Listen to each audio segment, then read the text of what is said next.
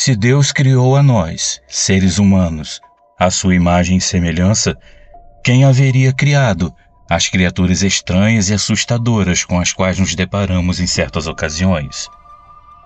Se Ele é o único Criador do universo, todas as coisas que existem nesse e em outros mundos só existem porque Ele permite que elas existam. Teria a nossa mente a capacidade de materializar e tornar reais os nossos medos mais profundos? Ou somos assombrados por forças externas além da nossa compreensão? Se existem respostas para essas perguntas, quando as veremos serem respondidas? E mais, onde buscar por essas respostas? Seja muito bem-vindo, eu sou Luciano S. e esse é o canal Casos Sobrenaturais Reais.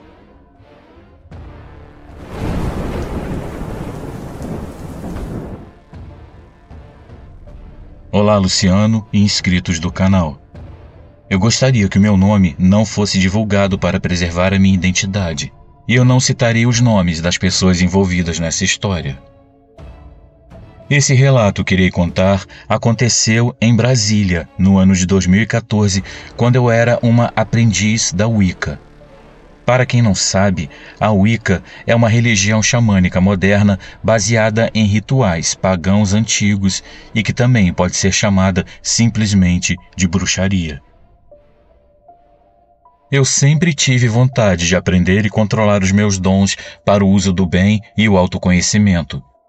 E como o mundo espiritual sempre me encantou, eu achei na Wicca um prato cheio para essas descobertas. Aprendi logo de cara que nem todos que ali estavam tinham boas intenções como eu, de se tornar uma pessoa melhor e fazer o bem ao próximo. Haviam pessoas cujos dons ainda eram fracos e pouco desenvolvidos. Então, eles precisavam se aproveitar de quem tinha os dons mais fortes para obter vantagens e conseguir, assim, realizar o que queriam. Havia um integrante, em particular, que parecia ser uma boa pessoa. Ele era educado, gentil, sabia se comunicar muito bem e eu gostava de ficar perto dele porque eu achava que ele poderia me agregar ensinamentos e conhecimentos que eu não tinha. Na época ele estava passando por problemas financeiros e familiares e queria ter um cantinho para morar e seguir sua vida como as pais. Ao menos era isso que ele me dizia. Na época eu estava procurando por alguém para alugar um quarto que estava disponível na casa onde eu morava e falei para ele que havia um quarto disponível que ficava nos fundos da minha casa e fiz um preço bem bacana para ele seguir em frente e em paz, como ele tanto queria e estava precisando. Mas em pouco tempo com ele morando lá, eu comecei a perceber que ele não mexia só com boas energias. O meu quarto ficava nos fundos e quando eu estava nele, eu tinha a impressão de ouvir passos no corredor dos fundos. Não importa se era noite ou dia, eu olhava para ver se tinha alguém e nunca via ninguém. E isso se estendeu por alguns meses. Eu sempre tinha a sensação de estar acompanhada. Era uma sensação muito ruim, como se houvesse alguém observando e querendo entrar na minha casa. Ele tinha uma namorada, que rapidamente se afeiçoou a mim e nós nos tornamos amigas. A gente passava uma boa parte do dia juntas, conversando, rindo, saindo. Ela também era super ligada à espiritualidade, porém não tinha nenhum controle sobre seus dons. E eu acho que por isso algum espírito maligno a acompanhava e ela não sabia lidar bem com isso. Para falar a verdade, eu acho que ela nem mesmo percebia que isso poderia estar acontecendo com ela. De alguma forma que eu não consigo explicar ou entender, eu acredito que esse espírito parou de segui-la e resolveu se instalar na minha casa.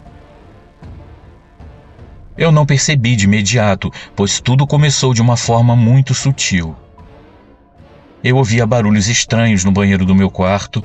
Era bem baixinho e eu acabava não dando muita importância porque eu sempre ouvi coisas. Isso para mim, até então, era uma coisa normal. Até que um dia, Eu fui me deitar para dormir e vi que havia a forma de uma sombra no meu guarda-roupas. Aquela sombra não tinha a forma de nada que eu pudesse definir, era apenas uma sombra, embora tivesse uma forma levemente quadrada. Eu achei se tratar de uma ilusão de ótica e dormi, despreocupada, pois eu sabia que aquilo não poderia me fazer mal. Na segunda noite, porém, essa mesma forma voltou a aparecer, só que com uma listra. Na terceira noite, apareceu uma segunda listra, até que eu consegui identificar o que era. Parecia o formato de uma aranha.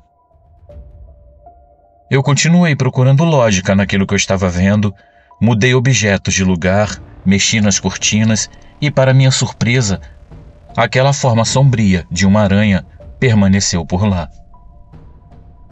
Na quarta noite, o desenho da aranha estava completo no meu guarda-roupas.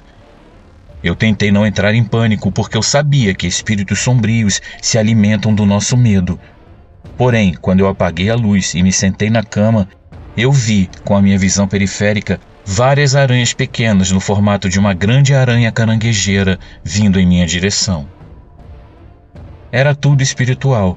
Elas não me tocavam, mas eu as via. E nessa noite eu tive muito medo e eu dormi toda empacotada para que eu não visse mais nada. No outro dia, eu falei sobre esse problema para a sacerdotisa da Wicca e pedi que ela fosse até o meu quarto, nem que fosse espiritualmente, para me ajudar a entender o que estava acontecendo e me ajudar a fazer aquilo parar. Como ela era uma pessoa incrivelmente poderosa no mundo espiritual, eu achei que ela resolveria o problema e ela, de fato, para o meu alívio, resolveu. Eu senti a presença dela lá no meu quarto. E na mesma hora eu vi uma sombra correr para fora do quarto. Era o vulto de um homem bem alto, magro e com a pele levemente acinzentada. Foi tudo muito rápido e quando eu apaguei a luz para dormir e olhei para o guarda-roupa, eu vi que a sombra da aranha estava em pedaços. Era como se um selo houvesse se rompido e no decorrer dos dias aquela imagem sumiu completamente. Não importava quantos dias se passassem, sempre havia um problema comigo ou na minha casa.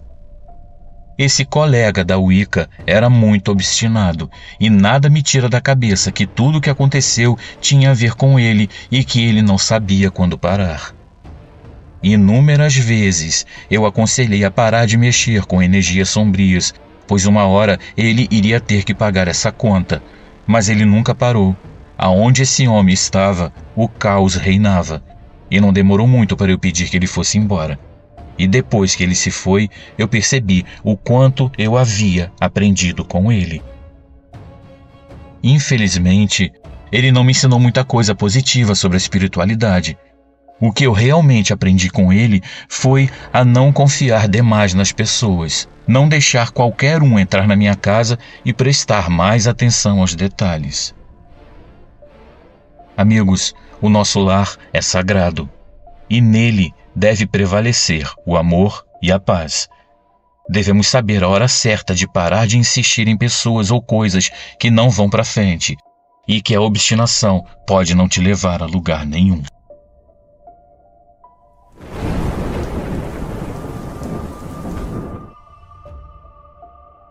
Saudações, Luciano e amigos do canal. Eu sou da cidade de Olinda, em Pernambuco, e como eu sou uma psicóloga bastante conhecida na minha região, eu não gostaria que o meu nome fosse revelado. Prefiro que me chamem de Senhora K. Queridos, o sobrenatural é algo que sempre me acompanhou, e aos poucos eu vou relatando as minhas histórias para vocês. Histórias essas que eu não gosto de comentar com as pessoas, pois nem todas irão acreditar e nem saberão dar o devido valor. Aqui nesse canal, eu acredito que seja um local adequado.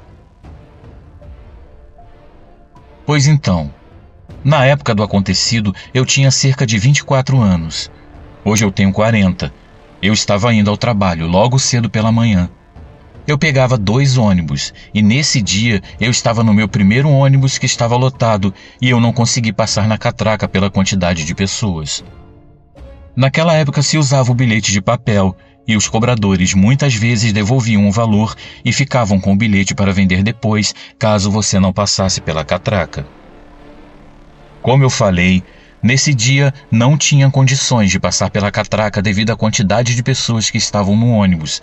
Então eu entreguei o bilhete e naquela agitação toda, o cobrador encheu a minha mão de moedas que eu não tive nem como devolver, porque quando o ônibus abriu a porta, eu praticamente fui empurrada para fora pelas pessoas que estavam saindo.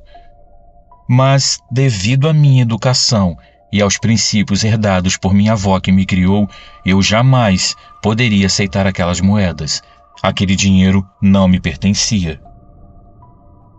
Então, a minha pequena saga pessoal teve início. O tempo inteiro eu falava para Deus que eu precisava dar aquelas moedas para alguém, porque eu estava me sentindo mal por ter aceitado participar, mesmo que involuntariamente, de algo que para mim era ilícito. Logo um pensamento me veio à mente. Como eu estava no centro do Recife e lá haviam muitos moradores de rua, coisa que infelizmente até hoje não mudou, eu logicamente encontraria algum morador de rua até chegar ao outro ponto de ônibus, que era longe, e assim que eu encontrasse algum, eu entregaria aquelas moedinhas. Mas por incrível que pareça, eu não vi nenhum morador de rua. Eu me lembro de ter ficado abismada, já que eu passava por ali quase todos os dias e sempre haviam vários moradores pelas esquinas. Então eu cheguei ao ponto e peguei o outro ônibus, e aí sim eu percebi que seria bem difícil encontrar alguém para entregar essas moedinhas, já que eu trabalhava em um bairro nobre. Mas mesmo assim, eu continuei com as moedinhas na mão o caminho inteiro, na esperança de alguém entrar pedindo dinheiro no ônibus, coisa que sempre acontecia, mas ninguém entrou. Porém, assim que eu desci do ônibus, eu avistei uma senhora um pouco diferente. Ela era negra, alta, magra, estava vestida com uma saia e uma blusa branca sem modelo definido e carregava algumas sacolas nas mãos. Eu pensei em lhe entregar as moedas, mas ela não se parecia com alguém que estivesse precisando ou pedindo dinheiro. Então, assim que ela chegou bem perto de mim, ela abriu um largo sorriso com os dentes bem brancos e bonitos e me disse: "Você tem uma moedinha aí para mim?" E ela disse isso não perguntando, ela disse isso quase que afirmando.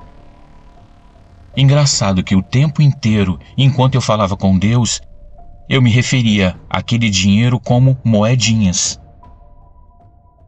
Eu, emocionada, sorri e falei que tinha sim e entreguei as moedas a ela. Eu saí tremendo e depois de alguns passos, quando a procurei, eu não a vi mais. Luciano, eu chorei muito naquele dia. Meu coração ficou leve e foi um dia muito diferente para mim. Eu tenho certeza que eu recebi uma visita da espiritualidade naquele dia e eu tenho certeza que Deus me fez entregar aquele dinheiro a uma pessoa que realmente estava precisando e que deveria estar fazendo o mesmo pedido a Ele. Eu agradeço a atenção de todos e gostaria, se possível, de saber a opinião de vocês.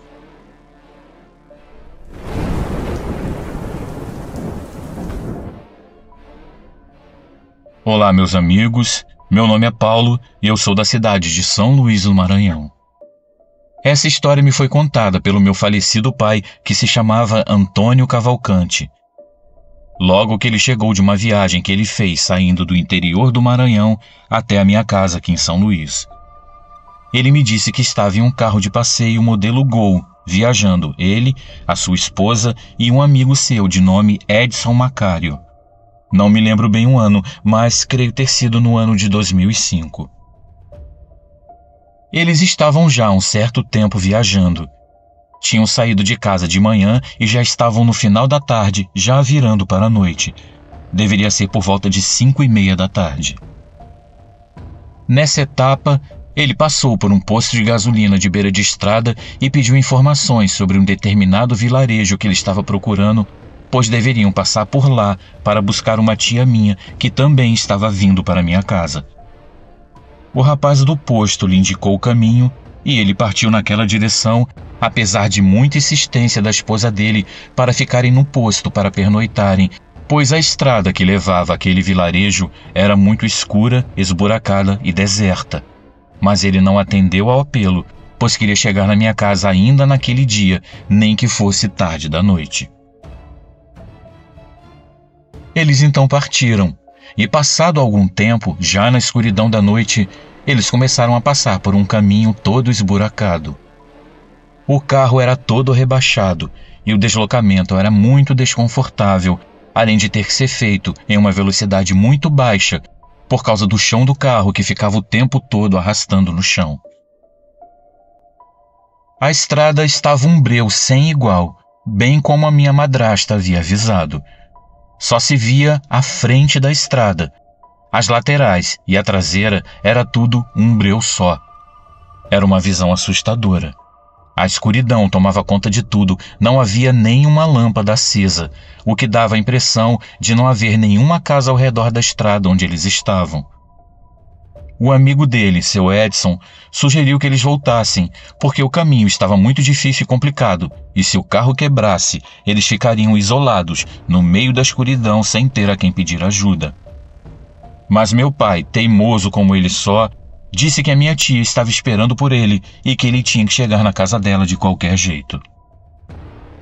Então, em um determinado ponto da estrada, no meio de um imenso milharal, o carro começou a falhar e não respondia aos comandos, até que o motor morreu. O carro não ligava por nada nesse mundo. Apenas a parte elétrica funcionava, o que possibilitou que eles ficassem com os faróis ligados e não entrassem em pânico completamente. O farol iluminava o caminho à frente, de onde só se enxergava a estrada de chão batido. Dos dois lados da estrada só se via os pés de milho, mais altos que o carro. De repente, Luciano, eles ouviram do lado de fora do carro um tipo de zumbido, como se fosse um aparelho de barbear, só que bem mais forte. Então eles começaram a olhar, procurando o que poderia estar fazendo aquele barulho. E foi quando eles observaram algo se mexendo no milharal. Sendo que, para a surpresa de todos, eles avistaram em seguida um ser com a aparência de uma esfinge egípcia, com o corpo dourado de um ser hominídeo e com o rosto de esfinge. Segundo eles contaram, esse ser estava de pé, porém flutuando, sem tocar os pés no chão. Esse ser parou em frente ao carro e, nesse momento, todos eles já estavam tremendo de medo. Meu pai, apesar do medo, ainda continuou tentando ligar o carro ao mesmo tempo em que todos estavam paralisados diante daquela imagem extraordinária e medonha. O ser virou seu rosto na direção deles, deu uma encarada, depois virou-se para outra direção e saiu em alta velocidade para dentro do milharal. Quando aquela coisa sumiu, imediatamente o carro começou a funcionar e eles saíram em disparada em meio aos buracos da estrada, sem se importar com o chão do carro se arrastando pelo chão. O importante foi que eles conseguiram sair dali. Chegando no vilarejo, eles comentaram o acontecido com algumas pessoas, descrevendo o que haviam visto, e as pessoas disseram a eles que naquele trecho da estrada havia um índice muito grande de desaparecimento de pessoas e que elas nunca mais eram encontradas e ninguém sabia o que provocava esse fato. Minha tia se recusou a viajar para minha casa àquela hora da noite e então eles passaram a noite na casa dela e só de manhã seguiram viagem. Mesmo com o sol brilhando, todos ainda estavam com medo de ver aquela criatura pular em cima do carro e fizeram toda a viagem rezando para que Deus os protegesse daquela coisa. E depois dessa experiência, meu pai ficou traumatizado e evitou, até o fim da vida, viajar à noite, seja para onde fosse.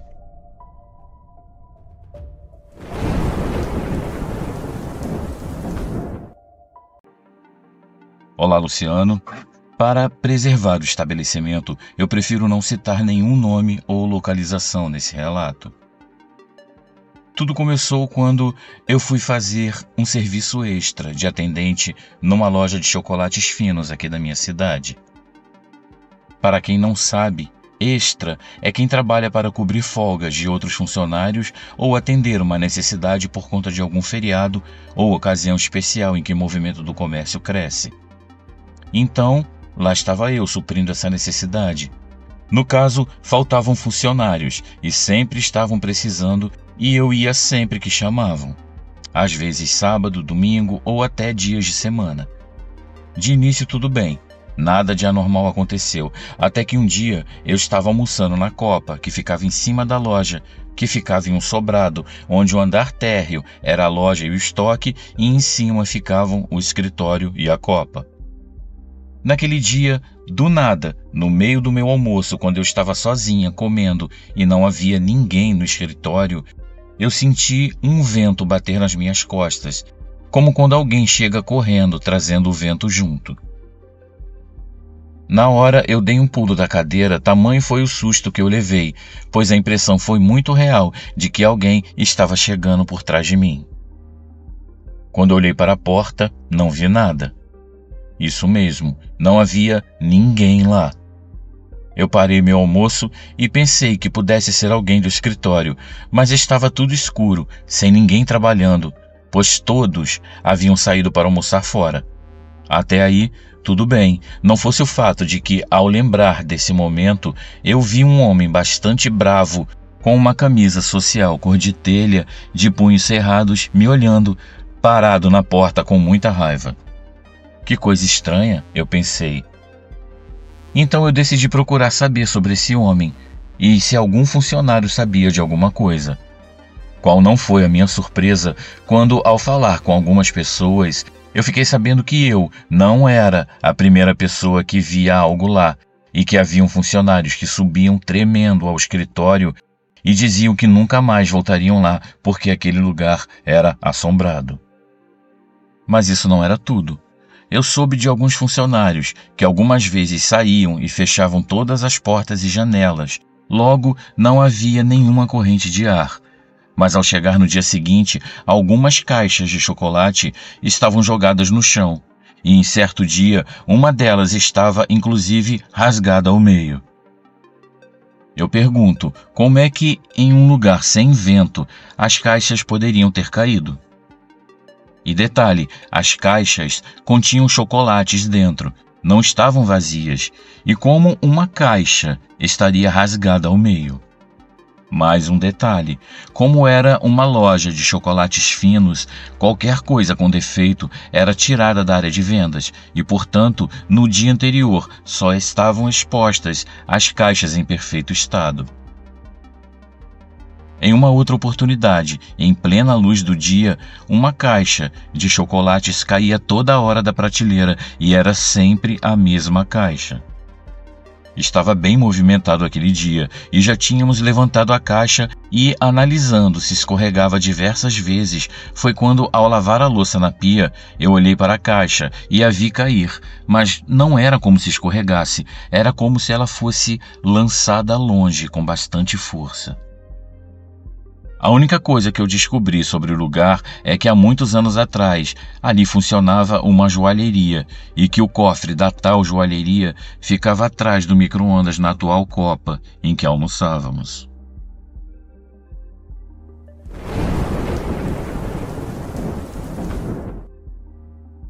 Olá, Luciano. Olá, amigos do canal. O que eu vim contar hoje é mais uma das minhas experiências com o sobrenatural. E eu não vou me estender aqui falando sobre o que é sobrenatural, cada um tem o seu entendimento. Mas é importante destacar que o sobrenatural não se resume apenas à vida após a morte, aparições, entidades, demônios ou manifestações. Não é sobre isso, vai muito além.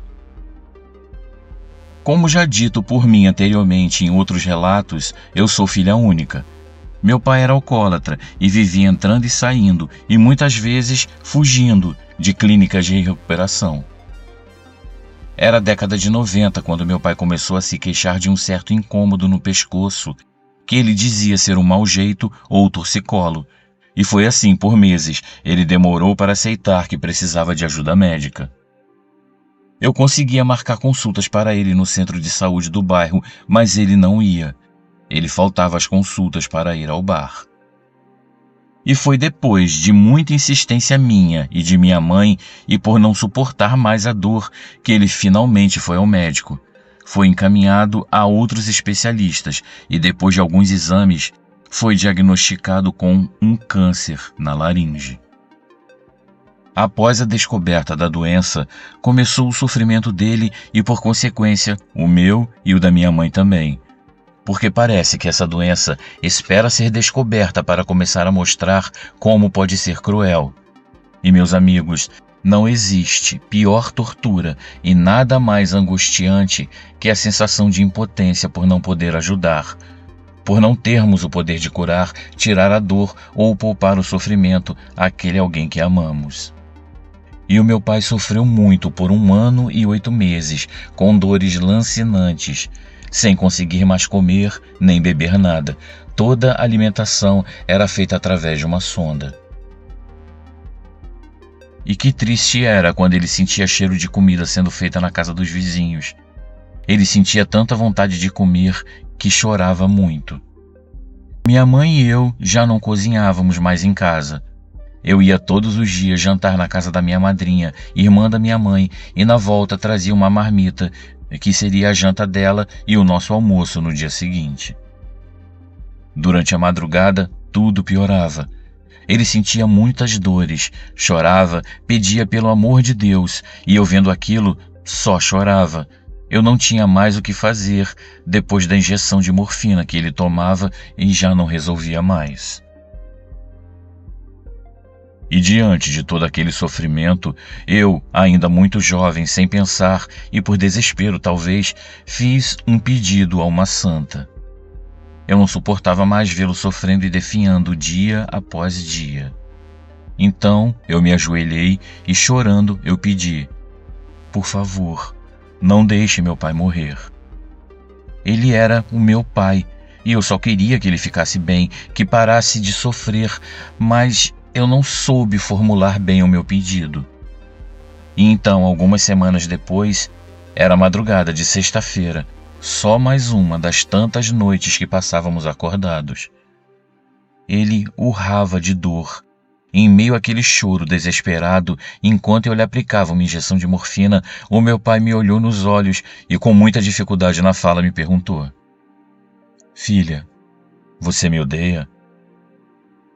E eu respondi: não, pai, é claro que eu não te odeio.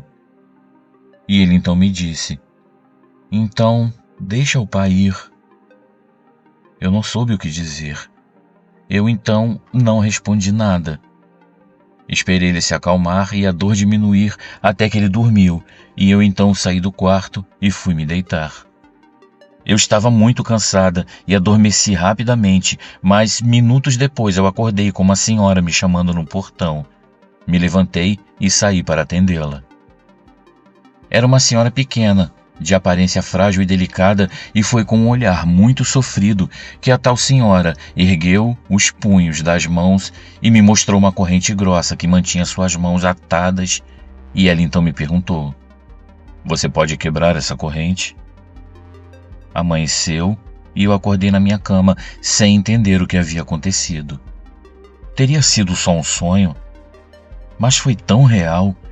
E no decorrer daquele dia eu fiquei pensando: eu sonhei?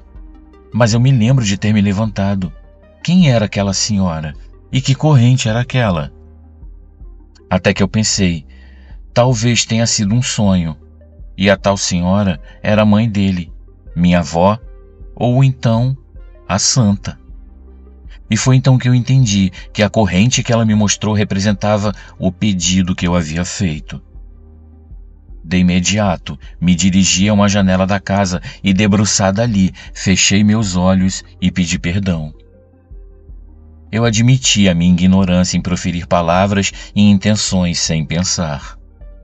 Eu pedi então que fosse feito o melhor para o meu pai e que, se fosse para ele continuar vivo e sofrendo tanto, que Deus o levasse.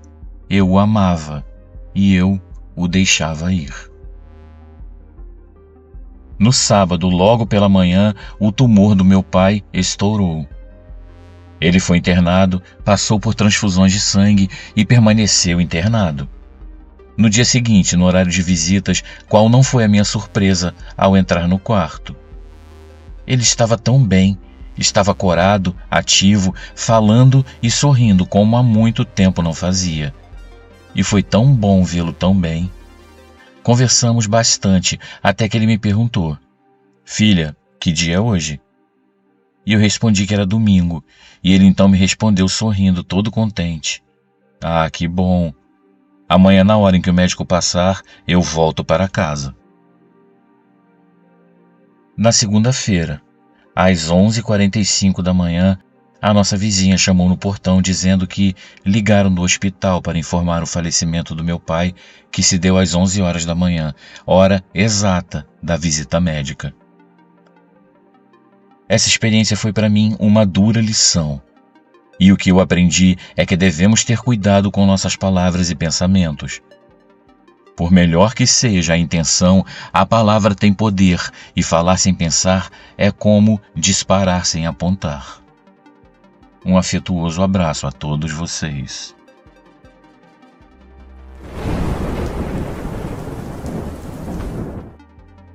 Olá, Luciano. Minha mãe e eu somos fãs do seu canal e eu estou aqui para contar mais outro caso presenciado por ela, a minha mãe. Entre os anos de 1999 e 2000, nós nos mudamos de Recife para morarmos em Jaboatão dos Guararapes. Lá minha mãe fez muitas amizades e, dentre elas, nós conhecemos uma senhora que era professora aposentada e a sua filha e ela eram nossas vizinhas.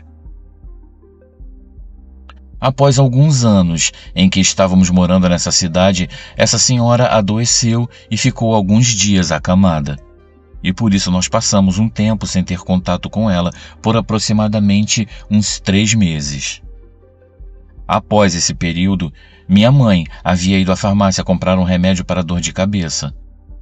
Essa farmácia ficava próxima à nossa casa, então ela viu essa senhorinha em pé na entrada da farmácia. E a minha mãe, surpresa por encontrá-la ali, perguntou como ela estava de saúde e se estava tudo bem com ela. A senhorinha apenas olhou fixo para minha mãe e não falou nada. Minha mãe achou estranho, pois além de ela não falar nada, ela estava com os olhos com grandes olheiras, como se houvesse ficado muitos dias sem dormir ou, quem sabe, levado alguma pancada. Mas mesmo assim, a minha mãe ainda insistiu em continuar o diálogo. "A senhora então já está boa? Sua filha me falou que a senhora estava muito doente, por isso nunca mais havia ido na casa dela, porque estava acamada."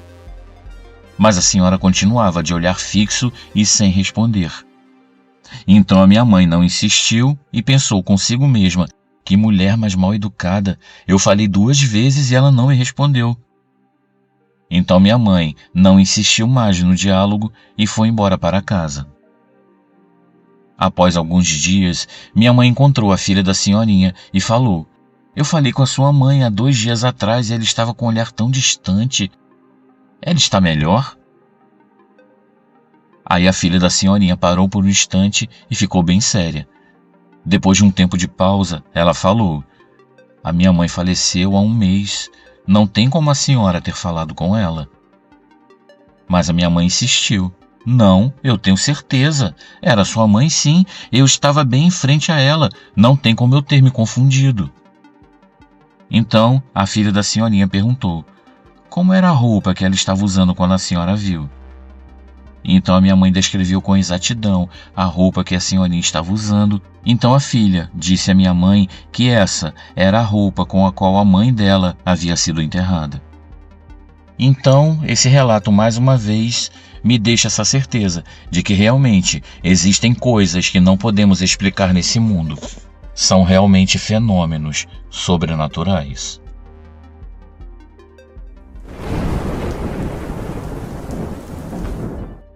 Olá, Luciano e companheiros do canal. Eu me chamo Edna Figueiredo. Ontem eu estava ouvindo os relatos do canal e escutei o relato de uma pessoa que falava sobre o Mercadão de Madureira aqui no Rio de Janeiro. E coincidentemente, Eu também tenho uma experiência para contar sobre essa entidade da Umbanda que o ajudou a capturar o animal que havia fugido. Eu tenho 58 anos e essa experiência se passou comigo em 1987, quando então eu estava com 22 anos e 1 ano de casada. Nessa época, eu e toda a minha família tínhamos um conhecido que frequentava a casa dos meus pais. Guaraci era o seu nome. Ele namorava minha irmã mais velha e era um querido, extremamente carismático e cativante. Não era o tipo de homem que podemos definir como bonito, mas acredite, ele tinha uma personalidade e presença que fazia com que todos olhassem para trás quando ele passava, e também encantados quando conversávamos com ele. Ele trabalhava em um centro de umbanda que pertencia a seus pais, e em uma ocasião ele convidou minha irmã e eu para um evento que aconteceria no centro. Era o que eles chamam de saída de santo. Ele estava recluso por algum tempo lá nesse centro e teria uma festa, onde ele se apresentaria todo paramentado com as roupas, armas e todos os acessórios de seu orixá de cabeça.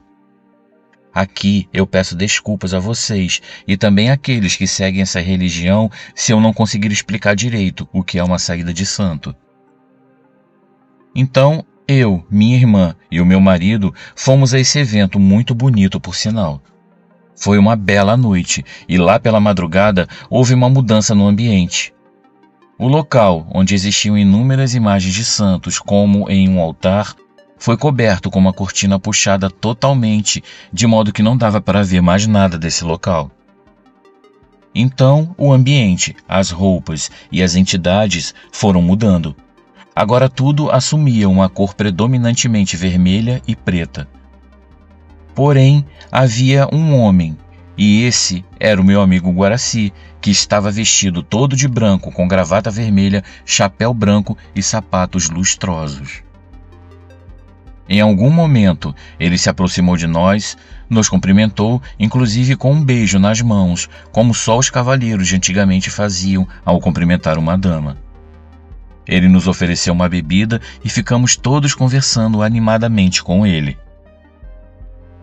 Um tempo depois, ele se despediu de nós e saiu gingando como um dançarino de salão, mas não antes de se voltar e me dizer: "A moça pode chamar por mim se precisar." Eu sorri e agradeci, porém, eu confesso, eu não entendi por que eu precisaria dele. Ainda assim, eu mantive uma postura respeitosa e grata pela oferta. Nessa época, Luciano, eu estava frequentando um curso de inglês à noite em Madureira, às segundas, quartas e sextas, e é aqui que o meu relato realmente se torna sobrenatural. Na segunda-feira, 2 dias após esse evento que eu relatei nesse centro de Umbanda, eu estava voltando para casa depois do curso. O ponto de ônibus estava cheio e eu me sentia confortável, se posso dizer isso. Mas, à medida que o tempo passava e meu ônibus demorava a chegar, o ponto foi ficando completamente vazio, até que só restava eu ali. Em um dado momento, um carro grande, branco e bem luxuoso passou devagar por mim e, ao se distanciar um pouco, começou a voltar de ré. Meu coração nesse momento já não batia mais, ele me dava bofetadas no peito. O medo era algo vivo e intenso. Haviam 3 homens dentro do carro, um dirigindo, um no banco de carona e um atrás. O que estava no banco do carona e o que estava atrás abriram as portas e vieram em minha direção. Eu tentei me afastar, mas eles me pegaram pelo braço e tentaram me jogar dentro do carro que ainda estava com a porta de trás aberta. Eu fazia força com eles, abria minhas pernas e braços para impedir que me colocassem no carro e eu gritava muito. E foi nessa hora, Luciano, que veio como um raio a lembrança daquela entidade que se chamava Zé Pelintra e que me disse que eu poderia chamar se precisasse. Então, gritando muito e pedindo socorro a qualquer um que pudesse me ouvir, eu gritei em desespero: "Seu Zé, me ajude! Me ajude, pelo amor de Deus!" Luciano, Nesse momento, saído não sei de onde, apareceu uma Joaninha, que era como na época nós chamávamos o carro de polícia. Nesse tempo a polícia andava de Fusquinha, daí o apelido de Joaninha.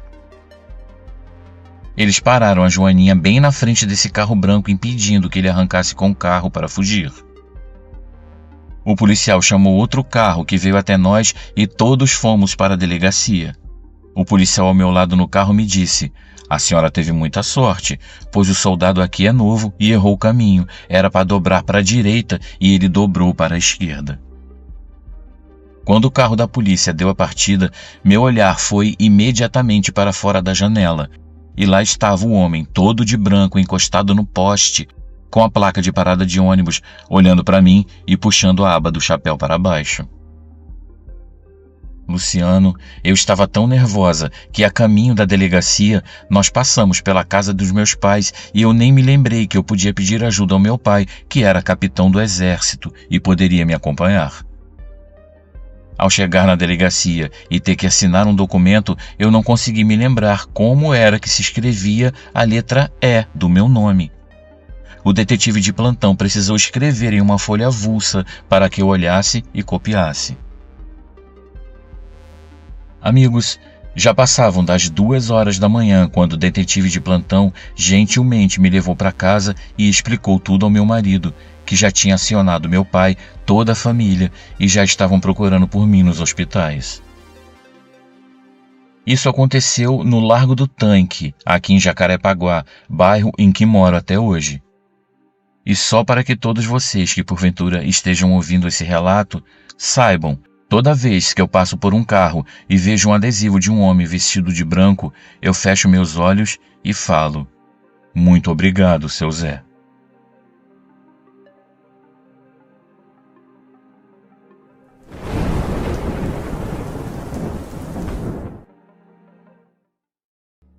Meu nome é Silvia. Eu sou de Fortaleza, no Ceará, e acontecimentos sobrenaturais, dos mais diversos, sempre aconteceram comigo desde os meus 4 anos. Eu sou médium ostensiva, e o sobrenatural sempre foi uma constante em minha vida. No ano de 2001, eu trabalhei como assistente em um escritório de advocacia durante a faculdade de Direito. Em uma das agitadas tardes de trabalho, eu recebi uma ligação que apenas encarei como sendo mais uma.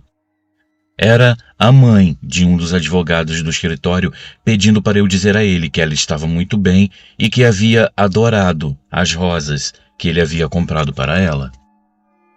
Eu perguntei se ela gostaria de falar diretamente com ele, que eu passaria a ligação, já que ele estava próximo a mim, mas ela recusou prontamente e já foi desligando. Eu fui até a sala dele e falei exatamente o que eu havia escutado. E qual foi a minha surpresa? Ele olhou para mim com um ar de indignação e perguntou que brincadeira de mau gosto era aquela. Eu disse que não era nenhuma brincadeira e que eu estava apenas repassando o recado da mãe dele, e foi então que ele me disse: "Isso é impossível, Silvia. Minha mãe faleceu há quase 10 anos." Eu quase caí sentada quando ele falou isso. Minha pressão despencou na hora e eu fiquei totalmente sem chão. Precisei ser amparada por alguns colegas de trabalho que prontamente me sentaram e me trouxeram um copo d'água. Nem preciso dizer que foi impossível naquela tarde continuar trabalhando. Pela minha expressão, ele viu que eu não estava mentindo, mas não comentou mais nada. Ele ficou muito assustado e calado o resto do dia. Depois de um certo tempo, ele veio a mim e me perguntou: "Silvia, você tem certeza do que você está falando? Realmente você acha que era minha mãe ao telefone? As flores que você citou, ninguém ficou sabendo que eu as comprei porque quando eu fui ao cemitério, eu fui sozinho. Se eu já estava assustada antes, depois de ouvir isso, eu fiquei bem pior.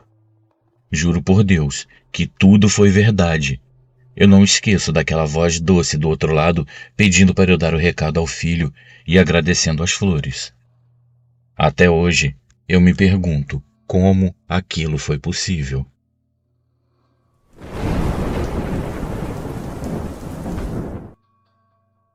Olá, Luciano e amigos. O relato que irei contar é simples, nada de muito assustador, mas foi algo interessante e eu desejo compartilhar com vocês. Eu me chamo Álvaro e trabalho já há muito tempo em uma empresa na cidade de Osasco, no estado de São Paulo, onde existe, além do prédio onde fica o escritório, um grande estacionamento, todo arborizado, parecendo um grande jardim, um lugar muito bonito. O terreno onde foi construída a empresa pertence a um bairro antigo da cidade de Osasco, onde foi habitado desde o início do século XX, fazendo parte, portanto, da história da cidade. Nesse bairro moraram muitos imigrantes de outros países que chegaram ao Brasil para tentar uma nova oportunidade de vida e permaneceram ali por muitos anos, constituindo família e trabalhando em empresas que existiam nas proximidades, sendo uma delas a ferrovia. Quando eu passo pelo bairro, até hoje vendo algumas casas antigas que ainda existem por lá, às vezes eu fico imaginando quem foram aquelas pessoas que já moraram naquela região e que hoje não estão mais entre nós. E como devia ser a vida naquela época. É algo interessante de se pensar. Bem, o ano era 2012.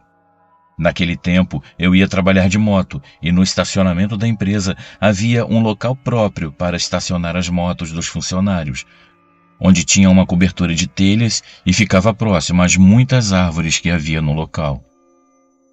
Eu saía do trabalho por volta das 6 da tarde e era um mês de junho, onde os dias são mais curtos e nesse horário já começava a escurecer. Naquele dia, como sempre, eu peguei minhas coisas no escritório e fui para a moto no estacionamento. Só havia eu no local. Eu cheguei na moto, abri o baú para guardar as minhas coisas e pegar a minha jaqueta e fiquei ali me preparando para sair. Então foi que pelo canto dos olhos, usando a visão periférica, eu vi, no meio das árvores, um garotinho que devia ter uns 7 anos de idade, vestindo roupas antigas, parecendo com aquelas roupas que vemos nos filmes, documentários e revistas, aparentando ser dos anos 30, aproximadamente. Ele estava lá parado, olhando para mim, estático. Então eu meio que me espantei e virei para ver o que era aquilo. E foi aí que ele simplesmente desvaneceu no ar. Desapareceu. Parece que foi esfumaçando enquanto ele virava para sair. Quando eu vi aquilo, eu fui até onde ele estava para ver se havia alguma marca ou algum rastro, mas não havia nada no local. Então eu fui embora, imaginando que talvez aquele garotinho pudesse ter sido algum morador daquele local onde a empresa foi construída e viveu ali há muitos e muitos anos atrás. Agora, o porquê e como ele surgiu daquela forma e como ele desapareceu, eu não sei, mas foi algo que eu nunca mais me esquecerei.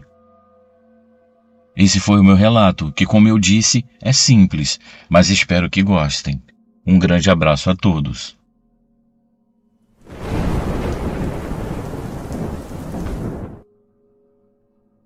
Meu relato começa com a internação da minha mãe, que durou sofridos 2 meses no Hospital Júlio Kubitschek, aqui em Belo Horizonte.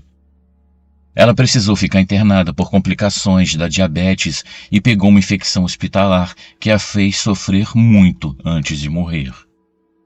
Eu era muito apegada a ela e acho que esse apego não a deixava ir. Uma noite depois de passar um tempo inconsciente, ela acordou e apontou para a porta, me dizendo: "Cleo, você está vendo aqueles 2 homens de pé ali na porta? É Jesus e um anjo." Embora eu não estivesse vendo, eu disse que sim para não contrariá-la. Então eu disse: "Que bom, mãe. Jesus está aqui para te curar." Então ela respondeu: "Não, minha filha. Ele está aqui para me levar. Você está vendo aquela roupa branca nas mãos do anjo? É para eu vestir. Eu não vou embora com as roupas do hospital." Então eu entrei em desespero e comecei a chorar. Eu perguntei: "Para onde você vai, mãezinha? Por favor, não me deixe. Eu preciso muito de você." Eu, no meu desespero, pedi para ir junto com ela e ela me respondeu dizendo que a hora dela havia chegado e que eu ainda tinha muita coisa para viver. De repente, ela apontou para o fundo do quarto e disse: "Está vendo aquela senhora que está naquela cama ao fundo? Jesus vai levar ela hoje." E quando chegou a tarde, aquela senhora começou a vomitar sangue. Correram com ela para a UTI, mas ela acabou falecendo. Eu chorei muito naquele dia. A companheira de quarto dela, que presenciou tudo, me consolou dizendo: "Não chore, minha querida. Jesus te ama tanto que permitiu sua mãe acordar para se despedir de você. Seus irmãos não tiveram esse privilégio. Imagine saber que Jesus veio pessoalmente buscá-la. Com certeza, ele vai preencher o vazio que sua mãe vai deixar." E no dia seguinte, a minha mãe faleceu com um sorriso tranquilo no rosto. Uma semana depois, eu sonhei com a minha mãe usando um longo vestido branco, como ela ainda viva disse que vestiria. E ela me disse no sonho: "Fique bem, minha filha. Eu estou muito bem e feliz."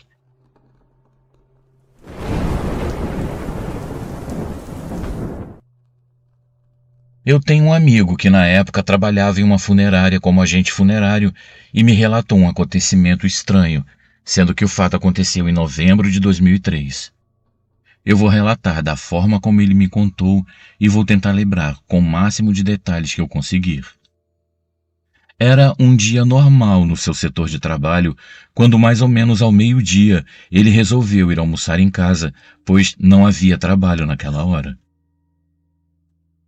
Quando ele estava almoçando, o telefone tocou e era a dona da funerária dizendo que havia aparecido um trabalho que precisava ser feito com urgência.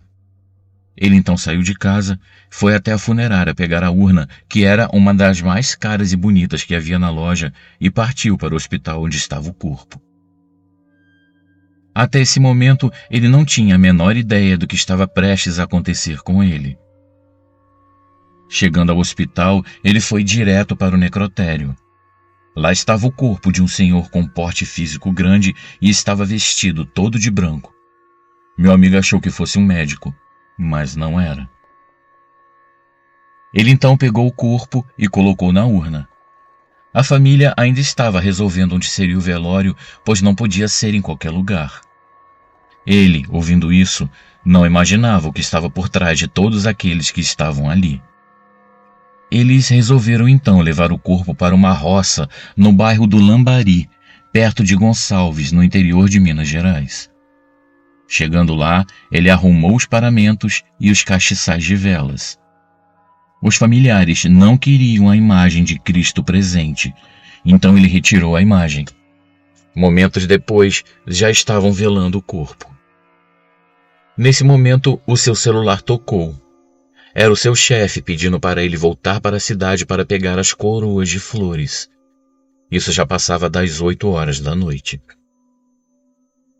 Ele voltou para a cidade, passou em casa, tomou banho, jantou e pegou a estrada de volta para onde o corpo estava sendo velado. Chegando lá, ele percebeu algumas coisas estranhas, mas acabou não dando muita importância. Ele saiu do carro com as coroas de flores nas mãos. Quando chegou à porta da casa, ele viu na sala que havia uma estátua de um cão de 3 cabeças na cabeceira do caixão e as pessoas que estavam em volta estavam encapuzadas e falavam coisas estranhas que ele não entendia.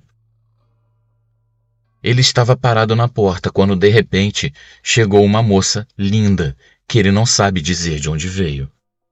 Ela o pegou pelo braço e o puxou dali para fora. Ela pediu para ele deixar as coroas de flores ali mesmo no chão, pois ele não podia entrar naquela sala. De repente, ele ouviu um estouro. E em seguida, uma risada muito sinistra e assustadora. Ao mesmo tempo, ele sentiu um cheiro forte que lhe embrulhou o estômago.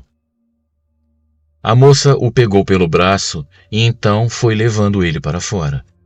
Ela disse que ele não podia ficar ali naquele momento e que ele tinha que sair dali antes que eles parassem com as cantorias estranhas.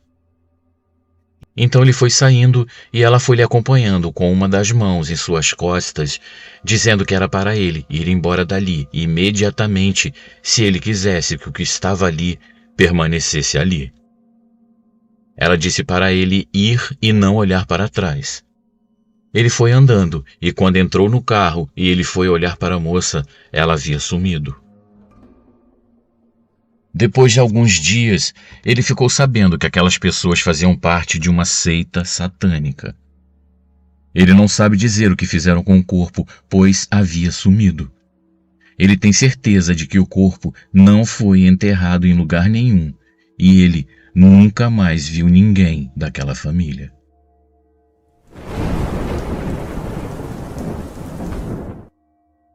Essa história aconteceu comigo por volta do ano de 2002 e foi verídica. Um amigo meu tinha ido dormir em casa e nós fizemos tudo o que garotos de 15 anos fazem. Jogamos videogames, assistimos filmes e falamos algumas besteiras. Já era quase 2 horas da manhã quando eu decidi ir dormir. O meu irmão e o meu amigo ficaram na sala vendo TV. Enquanto eu subia a escada, eu tive a impressão de que tinha alguma coisa me observando. Eu sinto isso muito aqui em casa. Eu geralmente fico assustado e nesse dia em particular eu fiquei muito assustado, como nunca havia ficado antes. Quando eu entrei no quarto, eu fechei a porta para ter algum silêncio. Eu fechei a cortina da janela, mas o sentimento de que tinha alguma coisa me observando ficava cada vez mais forte. Eu apaguei a luz, me deitei na cama e estava começando a me ajeitar para dormir. Eu fiquei deitado de lado e do jeito que eu estava, dava para ver embaixo da cama do meu irmão, que fica ao lado da minha. Quando eu olhei lá embaixo, eu vi alguma coisa me olhando, me observando. Aquela coisa tinha os olhos vermelhos brilhantes e parecia se aproximar de mim. Eu fiquei tão apavorado que eu saí correndo do quarto como eu nunca corri na minha vida inteira. Eu corri para o andar de baixo e falei para o meu amigo e para o meu irmão: tem alguma coisa embaixo da sua cama. Nós 3 fomos para o quarto ver o que era e não achamos nada. Não tinha nada embaixo da cama dele, nem embaixo da minha e nem no armário. Nós procuramos e não achamos nada naquele quarto. A coisa poderia ter saído de lá e ido para o quarto do meu tio ou da minha mãe, mas nós não queríamos acordá-los falando que estávamos procurando um monstro que eu havia visto embaixo da cama. Se passou muito tempo depois daquilo e nós continuamos morando na mesma casa. Eu não tenho mais aquelas impressões estranhas, mas eu nunca mais olhei embaixo da cama do meu irmão antes de dormir.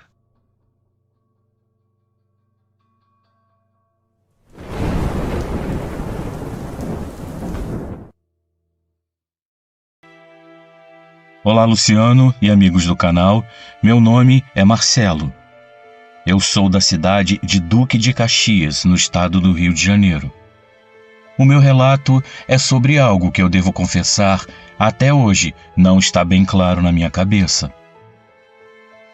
Eu, inclusive, escrevo esse relato na esperança de que algum dos amigos possa me ajudar nessa difícil tarefa, que é decifrar algo tão incomum. Quem conhece ou mora na cidade de Duque de Caxias, com certeza conhece uma grande universidade que fica no bairro 25 de Agosto. Essa universidade é grande de verdade, chegando a ocupar praticamente um quarteirão inteiro, além de ter alguns cursos em prédios anexos, todos próximos e, se eu não me engano, 2 campos um pouco mais afastados da sede. Próximo a essa universidade, fica um bar bem popular que serve de ponto de encontro para os estudantes, conhecido apenas como o Bar do Zeca. Nas noites de sexta-feira, vários jovens que gostam de rock se encontram lá para ouvir música e beber. Pois então, no ano de 2001, eu estudava em um desses prédios anexos que ficava na rua de trás da universidade. Eu era aluno do curso de letras, e o acontecimento que eu vou descrever aconteceu quando eu ainda estava no primeiro semestre e ainda não estava muito enturmado com o clima da universidade, já que eu era bem novo e havia acabado de sair do ensino médio. Eu tinha apenas 20 anos. Eu descrevo a localização desses lugares porque eles são importantes para um melhor entendimento da história. Eles eram os 3 lugares que eu frequentava durante a semana. Na sede, eu ia para usar os computadores do laboratório de informática, já que, em 2001, a internet banda larga era uma coisa muito, mas muito cara, e praticamente inexistiam celulares com acesso à internet. Os celulares serviam apenas para receber chamadas, porque as ligações custavam os olhos da cara. Quando alguém queria ligar para alguém, sempre usava os orelhões. Era tudo muito curioso. Eu chamava o meu celular de pai de santo, pois ele só recebia. Então, eu ia até lá para ver o meu Orkut e checar os meus e-mails. Depois eu ia para a aula no prédio anexo que ficava a cerca de 200 metros de lá. E na saída, eu sempre passava lá no bar do Zeca para tomar uma cervejinha e ver as meninas que ficavam por lá. E eu só via mesmo, já que elas preferiam os caras mais sarados, e eu sempre fui um cara meio gordinho. Então, no final do primeiro semestre, nós deveríamos formar um grupo para apresentar um seminário. O grupo deveria escolher um poeta brasileiro e falar sobre ele, apresentar a sua obra, falar sobre a sua vida e ressaltar o valor que o trabalho dele tem na literatura nacional. O poeta que o meu grupo escolheu foi o Manuel Bandeira. Então, eu passei a chegar mais cedo ao laboratório de informática para conseguir pegar um computador para fazer a pesquisa. Depois de ler e estudar muito sobre a obra dele, eu fiz algumas anotações que depois eu juntei com as anotações dos meus colegas para montarmos a apresentação. Então, no dia da apresentação, já estávamos com tudo pronto. Precisávamos apenas de um projetor de slides que eu fiquei incumbido de buscar lá no campus principal. Então lá fui eu. Fui na secretaria para preencher uma espécie de requerimento e depois de uma explicação confusa de onde ficava a sala com o projetor, eu me dirigi até onde eu achava que ficava a sala, que era uma espécie de depósito. Esse pequeno depósito ficava em uma parte bastante deserta e escura. Em quase nada lembrava a universidade movimentada e cheia de gente circulando. A corrente e o cadeado estavam inclusive um pouco enferrujados. Eu abri o pequeno portão de ferro bem surrado e entrei. Conforme eu caminhava em direção à sala, eu ia notando que a iluminação do local ia ficando cada vez mais fraca. Quando eu encontrei a sala, eu pus a chave e abri a porta. Entrei e fui logo procurando o interruptor que não estava funcionando. Estava tudo na maior escuridão. Apenas a luz do poste da rua de trás iluminava a sala através de uma janela bem pequena. Eu fui caminhando em direção a uma estante de ferro onde estavam alguns projetores e outros materiais.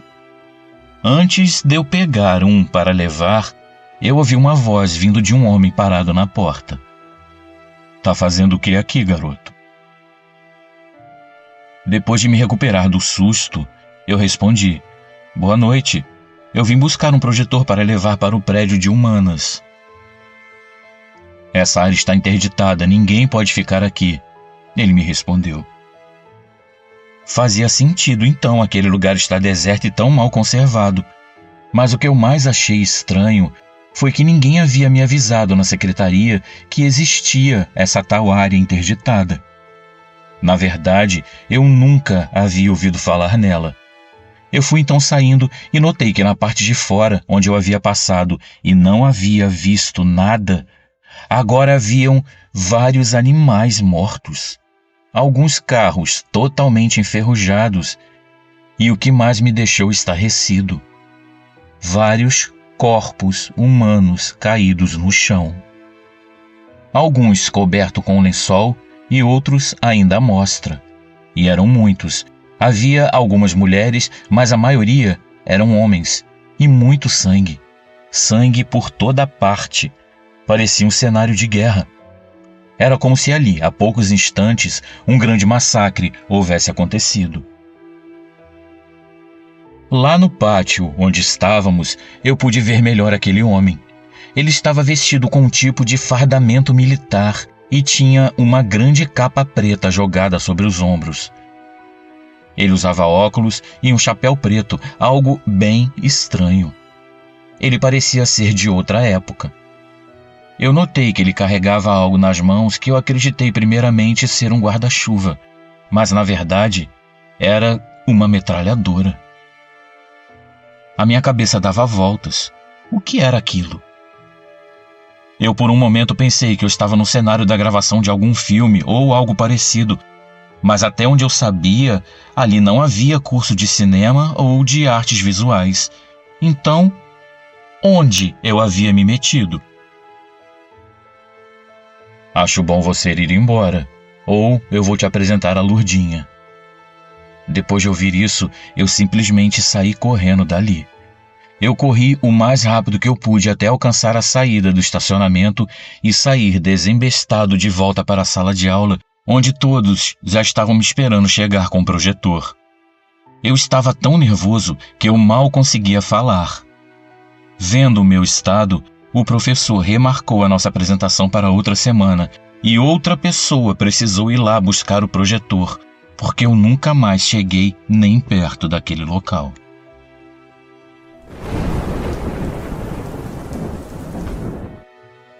Olá, meus amigos. Eu me chamo Marcos. Eu moro na Ilha da Madeira, em Portugal. Essa história passou-se há cerca de 40 anos atrás, quando eu tinha apenas 12 anos. Eu era um garoto rebelde, e meu pai já não sabia o que fazer para me obrigar a modificar o meu comportamento. Eu não aceitava as regras absurdas que ele impunha lá em casa. Eu sempre achei que ter um pai militar era o maior castigo que um garoto poderia ter. Ele fazia de tudo para me disciplinar de acordo com as coisas que ele acreditava serem corretas. O problema principal dele era querer impor os seus valores e não considerar que eu era capaz de ter o meu próprio senso de moral e de ser capaz de julgar o que era certo e o que era errado. Apesar da pouca idade, eu sempre fui um garoto muito inteligente e nunca me passou pela minha cabeça tomar um caminho que não fosse o da retidão e da decência. Por conta disso, a minha relação com ele não era das melhores. Eu achava um absurdo ele querer impor horário para o café, horário para o almoço, horário para jantar e tudo mais. Se alguém se atrasasse e não estivesse à mesa quando a minha mãe servisse a refeição, ele não deixava que se sentasse à mesa. Eu já cansei de ficar sem jantar porque estava no quarto lendo minhas revistas e havia perdido a hora. Outra coisa que ele não permitia era que alguém fosse avisar quando a comida estivesse na mesa. Era obrigação de quem quisesse comer estar à mesa naquele horário. De maneira que houve um dia, após uma discussão particularmente violenta, depois que eu vi ele jogar a comida no lixo, para que eu, que havia perdido horário e estava com fome, não me alimentasse. Eu saí de casa determinado a não voltar nunca mais. Eu estava de saco cheio daquela palhaçada. Isso aconteceu por volta do meio-dia de um domingo. Eu saí de casa e fui caminhando, sem direção. Eu fui andando com tanta raiva e com a cabeça a mil que eu nem me dei conta da hora passando. Mas é certo que, de repente, eu me vi rodeado pela escuridão. Andei até escurecer e nem percebi. Eu fiquei o tempo todo cantando canções para não ver o tempo passar e apagar da minha mente a imagem e os sons da discussão da qual eu havia participado. Para onde quer que eu olhasse, eu só via árvores, arbustos e mato, muito mato. Eu andei por tanto tempo que eu entrei, sem querer e sem perceber, em uma área de floresta conhecida como Bosque de Laurisilva. Eu comecei a ficar com medo, afinal eu nunca havia ido tão longe de casa, e ainda mais sozinho e ainda mais à noite. E foi então que tudo aconteceu. Eu comecei a ouvir alguns gemidos, seguidos de barulhos de passos. Eu andava pelo caminho de terra que dava para a estrada principal. Algumas luzes dos postes ainda não haviam se acendido. A escuridão era parcial, mas mesmo assim ainda assustava. A gente que mora no interior ouve muitas histórias, principalmente sobre lobisomens e vampiros que saem à noite para caçar suas presas. Eu nunca acreditei nessas histórias, mas vá que elas existam de verdade. Então eu reuni a pouca coragem que ainda me restava e eu gritei: "Quem está aí?" A única resposta que eu tive foi uma gargalhada horripilante que fez o meu sangue gelar. Eu comecei a correr e correr cada vez mais depressa, sem destino. Pouco me importava para onde eu ia, eu só queria sair dali. Então eu comecei a avistar uma claridade azul cada vez mais forte. E à medida que eu me aproximava dela, eu vi por entre duas árvores retorcidas o que me pareceu ser uma porta. Uma espécie de portal em forma de arco de um azul muito brilhante. Uma luz intensa, tão intensa que eu demorei para chegar perto para que meus olhos se acostumassem com aquela claridade. Quando eu consegui me aproximar, eu peguei uma pedra e a joguei de encontro a tal abertura. Eu não ouvi o barulho da pedra caindo do outro lado e também não a vi bater na árvore e voltar para perto de mim. De maneira que eu deduzi que a pedra teve outro fim. Provavelmente foi engolida por aquela luz e sabe-se lá onde havia ido parar. E se eu já estava assustado com isso, eu entrei em pânico e eu não consegui arredar o pé dali. Da mesma forma que eu estava assustado, eu estava maravilhado com aquele brilho, com aquela coisa deslumbrante que tomava forma diante dos meus olhos. A vontade de dar um passo e entrar naquela espécie de porta brilhante era muita. Duvido que ali pudesse haver alguém me dizendo a hora que eu poderia ou não me alimentar. Duvido que ali pudesse haver alguém me dizendo a todo momento o que era certo e o que era errado. Eu tinha certeza de que ali ninguém iria criticar as coisas que eu gostava ou ficar me dando ordens o tempo todo. Eu fui despertado desses pensamentos quando comecei a ouvir barulhos, passos sobre as folhas vindos na minha direção. E então eu me escondi atrás de uma árvore. Eu não sabia quem poderia estar ali. Então eu comecei a ver vários vultos vindos de todos os lados, concentrando-se todos em frente àquela porta. E foi então que eu senti uma dor forte na nuca que me fez perder os sentidos. Meus amigos, no dia seguinte, eu acordei com meu pai perto de mim. "Estás bem?" Ele me perguntou enquanto me ajudava a levantar e depois me levou para fora dali. Eu nunca soube o que realmente me aconteceu, nem o que aquele portal significava e nem quem eram aquelas pessoas que estavam lá. Eu contei as coisas que eu me lembrava e quando as pessoas não me chamavam de mentiroso, diziam que eu estava inventando tudo aquilo apenas para dizer que eu havia passado por uma grande aventura, ou simplesmente diziam que eu estava imaginando tudo aquilo. Mas certo é que, além dos 9 pontos que eu levei na cabeça, eu nunca mais tornei a andar nas proximidades daquele bosque. Algum tempo depois do que me aconteceu, eu li no jornal a notícia do desaparecimento de 2 pessoas naquele bosque, tendo sido uma delas encontrada morta, completamente desfigurada, e outra continua desaparecida e até hoje não existe nenhuma pista do paradeiro dela. Ela não deixou nenhum vestígio, simplesmente desapareceu. Para mim, essa pessoa entrou naquele portal e nada consegue me convencer do contrário. O que se esconde por detrás daquelas árvores? Que segredo encerra aquele bosque? Vou terminar o meu relato com uma frase bem conhecida. A verdade está lá fora. Mas por mim, ela pode andar por onde quiser. Não serei eu quem vai descobrir.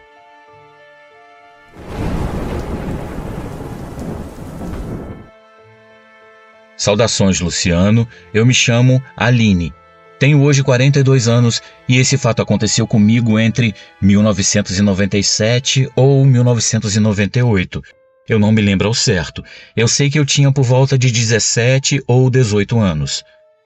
O assunto não tem nada a ver com fantasmas, mas é algo muito estranho. Eu sou uma das primeiras inscritas no seu canal e apenas hoje eu tive coragem de pôr no papel o que eu presenciei. Espero que os meus amigos inscritos gostem e me ajudem a entender o que eu vi naquela manhã. Estávamos saindo, eu, minha mãe e uma vizinha para ir à feira. Era mais ou menos umas 7 horas da manhã e o dia estava bem frio. Morávamos na época na cidade de São José do Rio Preto, no interior de São Paulo, uma cidade bem tranquila e pacata. Nada acontecia por lá. Estávamos sempre em contato com os vizinhos, dormíamos com as portas destrancadas, porque todos na minha vizinhança eram amigos e nunca nada de mais sério aconteceu por aqui, ao menos na minha época de criança e adolescência. Luciano, a minha rua é comprida e a casa onde eu morava ficava praticamente no final da rua, sendo que essa rua acabava em um grande matagal na época. Hoje esse matagal já não existe porque muitas casas foram construídas no local. Estávamos de carona no carro dessa minha vizinha e quando ela olhou no retrovisor para dar ré, ela viu algo estranho no final da rua e nos mandou olhar para trás para que nós também víssemos o que ela estava vendo. Perto do matagal, bem no final da rua, podíamos ver 2 prédios. Os 2 do mesmo tamanho e que pareciam ser bem altos.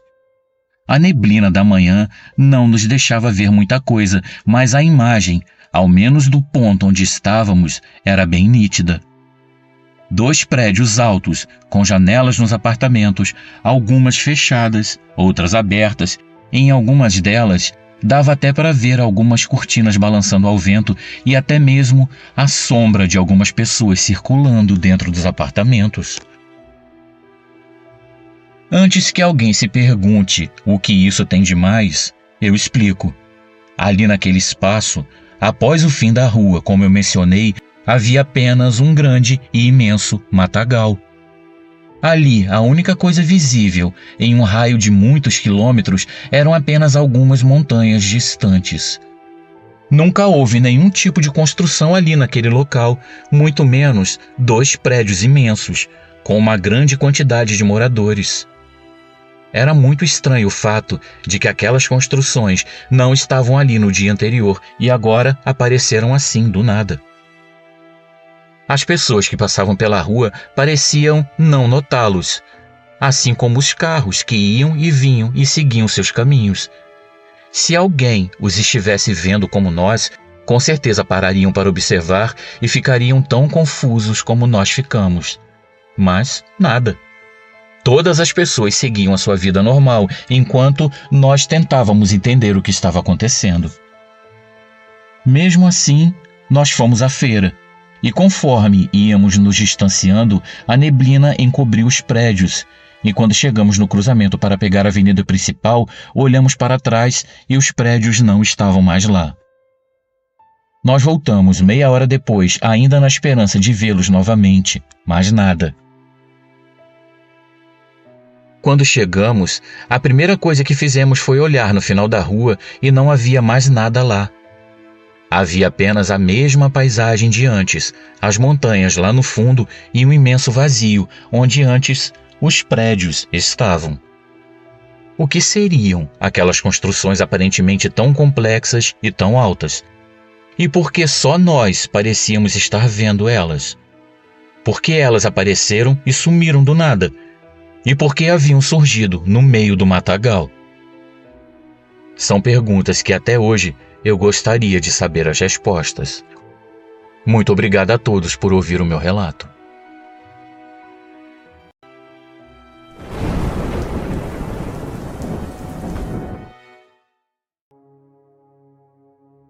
Olá, Luciano e amigos.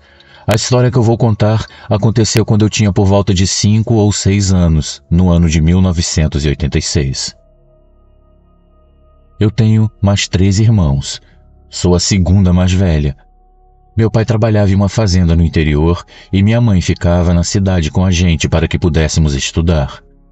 Meus pais não tinham muito dinheiro, então sempre alugavam casas muito antigas, pois o aluguel era mais barato e assim eles conseguiam manter as nossas despesas. Nessa época, estávamos morando em uma casa que o piso da sala era de madeira, mas o restante ainda era em piso de cimento queimado. Os interruptores eram do modelo pera, aqueles que parecem uma casquinha de sorvete, muito antigos. Eles ficavam soltos ou presos apenas por um prego na parede. Minha mãe não tinha o hábito de colocar a gente para dormir, então todos os dias, ou pelo menos naquele dia, nós ficamos até altas horas na sala brincando e revirando todos os móveis depois que acabava a programação da TV, que nessa época se encerrava meia-noite. Fazia alguns dias que meu pai havia comprado um jogo de sofá daqueles que as peças eram separadas. Nessa ocasião, imagino que já era mais de meia-noite, pois a programação da TV já havia se encerrado. Nós estávamos bagunçando tudo, pulando no sofá novinho, revirando ele para fazer casinha para o nosso cachorro, nos divertindo muito quando a luz da sala de repente se apagou do nada. Nós ouvimos o barulho no interruptor como se alguém o tivesse desligado, mas só estávamos nós 4 ali na sala e todos estavam no meio da bagunça. A lâmpada da cozinha ainda estava acesa, então não poderia ser uma queda de energia. Nós ficamos assustados sem entender o que estava acontecendo e eu, como era a mais corajosa da turma, fui até o interruptor e tentei ligar novamente a luz, mas ele não funcionava. Nesse momento, não sei o que me deu, mas eu fui até o meio da sala e pedi: "Pode acender a luz. Nós vamos arrumar tudo antes de dormir."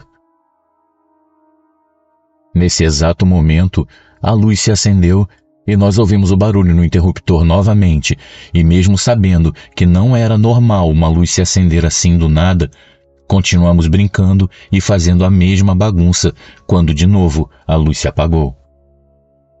Dessa vez entendemos que o que quer que estivesse ali não estava gostando daquela desorganização e então mais de uma vez eu disse: "Pode acender a luz que vamos arrumar tudo e vamos dormir." E de novo a luz se acendeu e ouvimos o mesmo barulho no interruptor quando ele é acionado. Dessa vez arrumamos tudo, deixamos a sala organizada e quando fomos sair dali, ninguém teve coragem de desligar a luz, então eu fui até o interruptor e o desliguei normalmente. Fomos dormir um pouco assustados, mas quando éramos crianças, nosso medo passava rápido e depois desse dia eu não me lembro muito bem se continuamos brincando até tarde, mas nunca mais bagunçamos a sala depois da meia-noite. Hoje, quando eu me lembro desse acontecido, eu fico imaginando quem estava ali colocando ordem na nossa bagunça. Seja lá o que fosse, era algo que não gostava de bagunça. Eu tenho outras histórias um pouco mais curtas e irei contar depois em outra oportunidade. Um grande abraço a todos.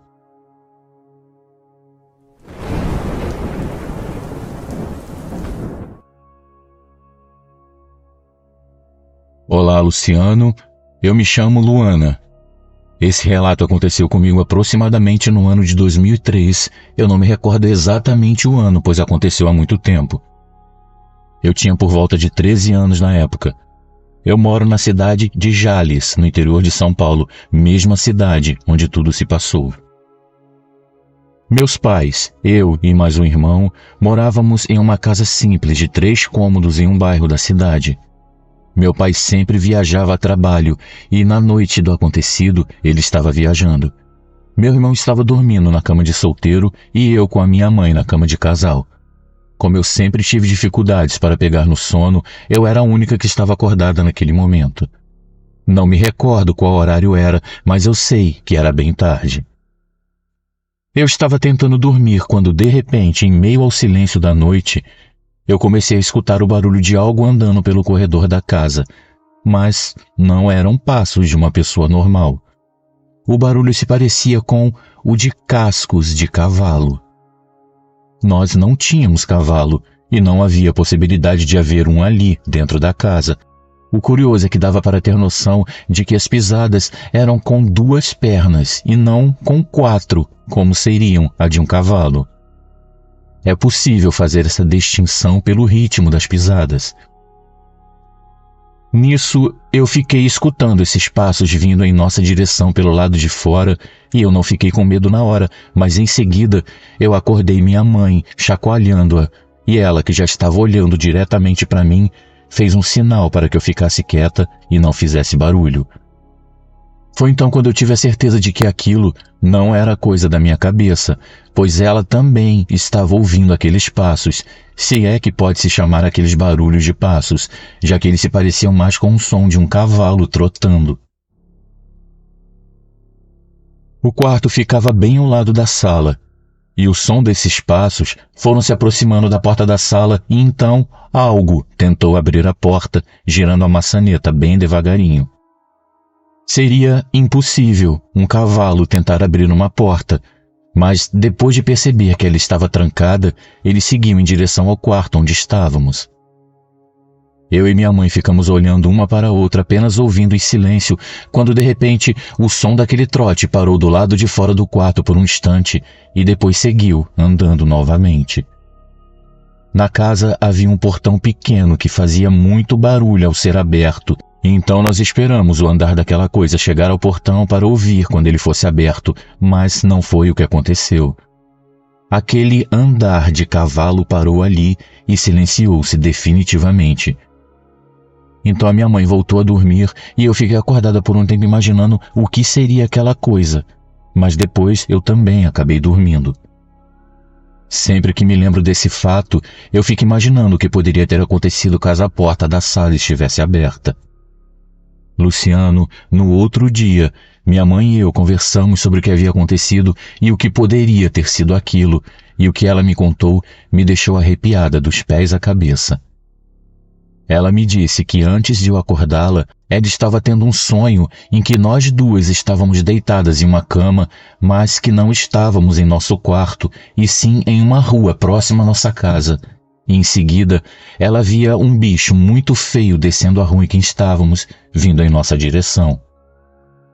Para minha surpresa, ela me contou que esse bicho era metade cavalo e metade humano, como um centauro, ou talvez estivesse mais parecido com um sátiro, pois ele andava sobre 2 patas e o barulho que ele fazia ao caminhar era o mesmo que ela continuou escutando quando eu a acordei. Outra coisa que ela me disse foi que a parte de cima, que deveria se parecer com um humano, tinha a aparência de um demônio. Minha mãe o descreveu como ela o havia visto no sonho. Ele tinha a cor vermelha, era como brasa queimando. Seu queixo era pontudo e tão grande que fazia uma curva até quase tocar o nariz, que também era muito grande. Ele tinha 2 chifres enormes pretos e uma cauda bem comprida. Aquela coisa que a minha mãe dizia ser o próprio diabo ia se aproximando de onde estávamos e nisso a minha mãe dizia bem baixinho para eu ficar quieta porque aquilo estava ali para me pegar. O motivo que lhe era revelado no sonho era o fato de eu não ter sido batizada em nenhuma igreja. Minha mãe, que era da congregação cristã, era uma mulher de fé e muita oração. Ela dizia que aquilo não conseguiu me tocar por causa dela, que estava ali abraçada comigo em oração, o que protegeu a nós duas. Em seguida, como eu já relatei, ela acordou comigo a chamando. Por eu ter presenciado esse acontecimento e também outros fenômenos paranormais que fica para um próximo relato, eu acredito sim que o mundo espiritual é tão real quanto material. Espero que tenham gostado desse relato. Muito obrigada e até uma próxima oportunidade.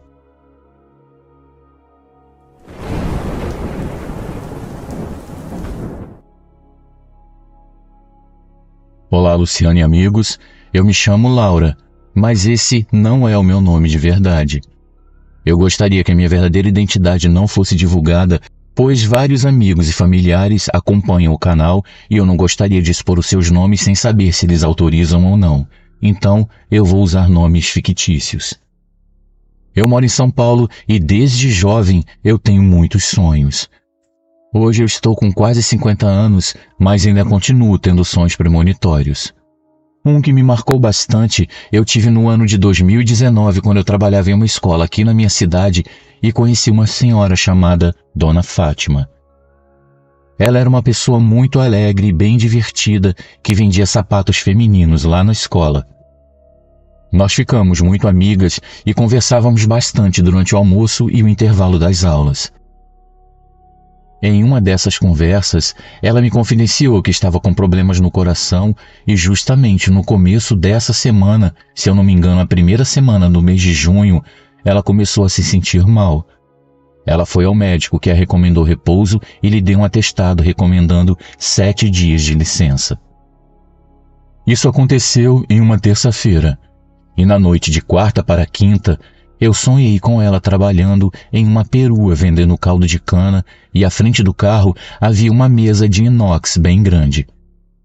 Um detalhe que me chamou a atenção era que essa mesa não se parecia com os balcões que geralmente a gente vê em peruas desse tipo. Essa mesa de inox se parecia mais com uma mesa de autópsia, dessas que se encontram em necrotérios.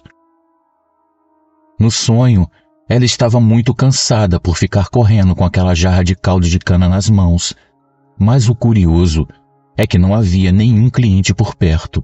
Havia apenas ela, circulando pela mesa com o jarro nas mãos, sem ter ninguém para servir. Eu ficava observando essa cena à distância, algo muito comum em sonhos desse tipo que eu tenho frequentemente desde muito nova. Luciano, então eu vi várias caixas pretas parecidas com gavetas, mas que depois de olhar bem, eu percebia que aquelas caixas pretas empilhadas eram na verdade a geladeira de um necrotério e tomavam o lugar da moenda de cana em cima da carroceria da perua. Como eu disse antes, esse sonho aconteceu de quarta para quinta, e logo pela manhã, assim que eu acordei, eu mandei uma mensagem de áudio para ela, explicando que havia sonhado que ela estava trabalhando muito cansada. Ela então respondeu que sim. Por coincidência, ela estava muito cansada, e ela me contou que mal conseguia dar 2 passos e já ficava ofegante, e que mal conseguia se levantar da cama devido a esse cansaço extremo. Ela me disse que tinha uma consulta com um cardiologista marcada para aquele mesmo dia à tarde. Nós então nos despedimos, eu disse que estava com saudades e que estava planejando lhe fazer uma visita dentro em breve, mas eu nem tive tempo. Ela faleceu naquele mesmo dia por volta das 6 horas da tarde. Luciano, eu tenho certeza até hoje de que aquele sonho foi uma espécie de aviso. Eu contei o sonho que eu havia tido para várias pessoas, mas ninguém acreditava que eu havia tido uma premonição. Todos diziam que tudo havia sido uma simples coincidência. Mas outro fato estranho foi que no mesmo dia em que ela faleceu, uma outra colega nossa, que tem o dom da visão, a viu no pátio da escola caminhando em passos bem vagarosos até sumir por trás de uma pilastra. Ela disse que a Dona Fátima usava uma túnica branca com alguns detalhes em dourados. Essa nossa colega também contou a todos o que havia visto, mas assim como no meu caso, ninguém acreditou nela. Durante o velório, nos despedimos dela com carinho e lhe prestamos muitas homenagens. Algumas semanas depois do enterro, eu sonhei novamente com ela, que dessa vez estava feliz, sentada em um banquinho no pátio da escola, conversando alegremente com algumas crianças. Então eu perguntei se ela sabia que uma outra professora estava vindo para ocupar o lugar deixado por ela, e ela respondeu sorrindo que sabia sim, e que estava muito feliz por poder estar ali naquele momento com as crianças ao redor, naquela escola onde ela havia sido muito feliz. Poucos dias depois, a professora substituta chegou para trabalhar no lugar dela, e depois desse dia eu não sonhei mais com a Dona Fátima. Eu creio que o espírito dela está muito bem e em um lugar de paz, pois ela era cristã, tinha muita fé em Deus e sempre frequentava as vigílias de sua igreja. Ela com certeza teve uma linda passagem pela terra e cumpriu a sua missão. Deus abençoe você e a todos desse canal que eu gosto muito. Gratidão sempre.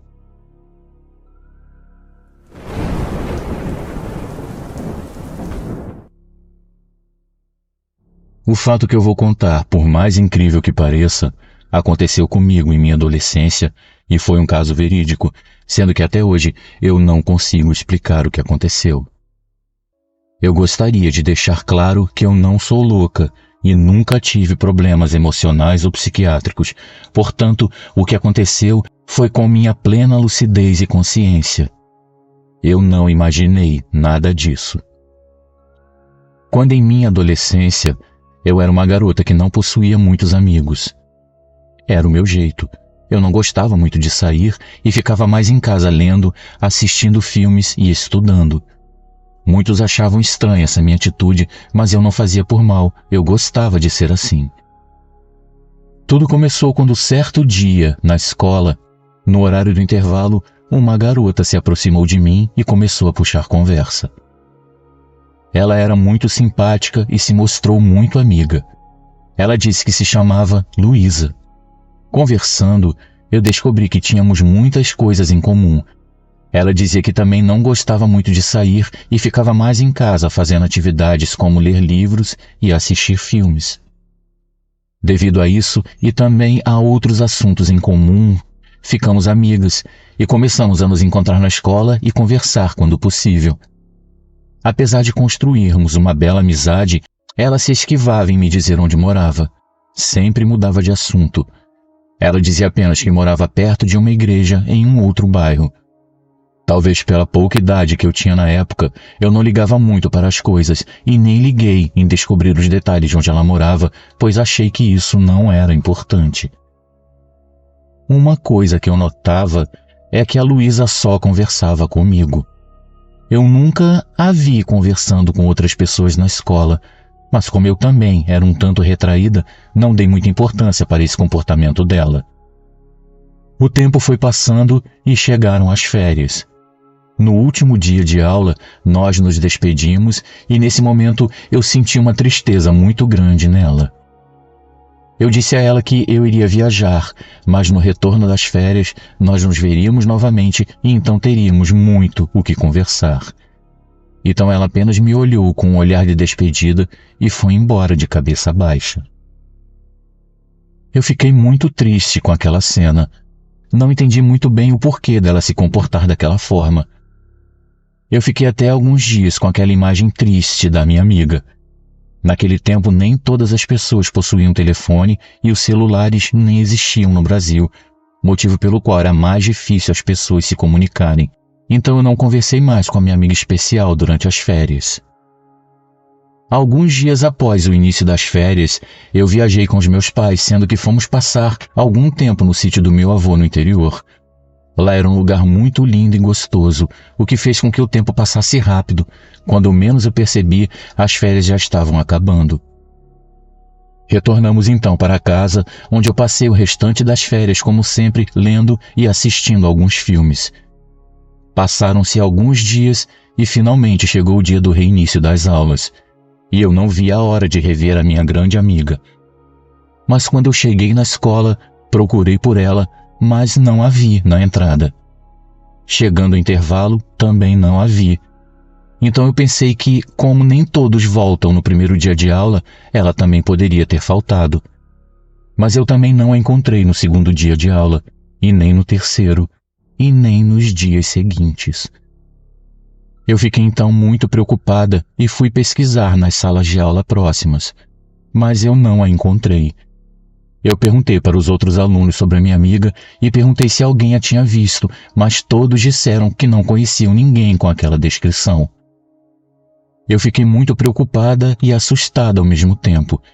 Então eu recorri à secretaria da escola e perguntei sobre ela. Na secretaria me perguntaram como era essa minha amiga e eu a descrevi com detalhes. Cabelos castanhos, olhos também castanhos, pele branca e etc. E então perguntaram seu nome e eu disse que ela se chamava Luísa. Eu não sabia o seu sobrenome. As pessoas da secretaria perguntavam se eu tinha certeza sobre o nome e a descrição da minha amiga, e eu disse que sim. Então eles me disseram que a única Luísa que estudava na escola era uma garota da 5ª série. Aí eu disse que não podia ser, pois a minha amiga disse que estudava na 7ª série. Eu fui então até a sala da 5ª série e verifiquei eu mesma que a Luísa de lá não era a minha amiga. Procurei, pesquisei, perguntei, mas ninguém conhecia a Luísa, minha amiga.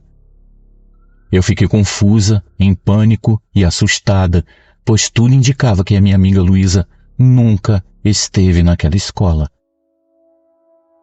Eu nunca mais a vi, encontrei ou tive notícias da minha amiga e até hoje eu fico imaginando o que aconteceu, pois parece que ela nunca existiu. Eu evito comentar isso com muitas pessoas, pois nem todos acreditam, mas o que aconteceu comigo, Luciano, foi real. O que será que foi aquilo? De onde veio a minha amiga Luísa e para onde ela havia ido? Hoje, com mais conhecimento e consciência, eu fico imaginando, será que a minha amiga veio de uma outra dimensão ou de outra época e quando nos separamos nas férias, ela voltou para o seu lugar de origem? Eu acredito que eu nunca saberia a resposta. Só sei que foi algo que me marcou profundamente. E eu tenho muitos sonhos com a Luísa, até hoje.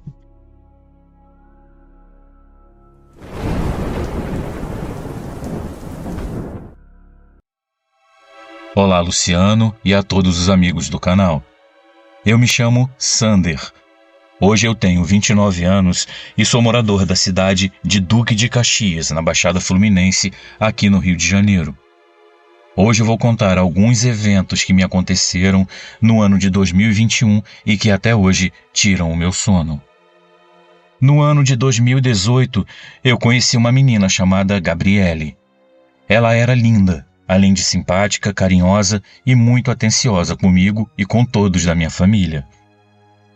Nós nos conhecemos através do Facebook, começamos a conversar e logo em seguida marcamos um encontro.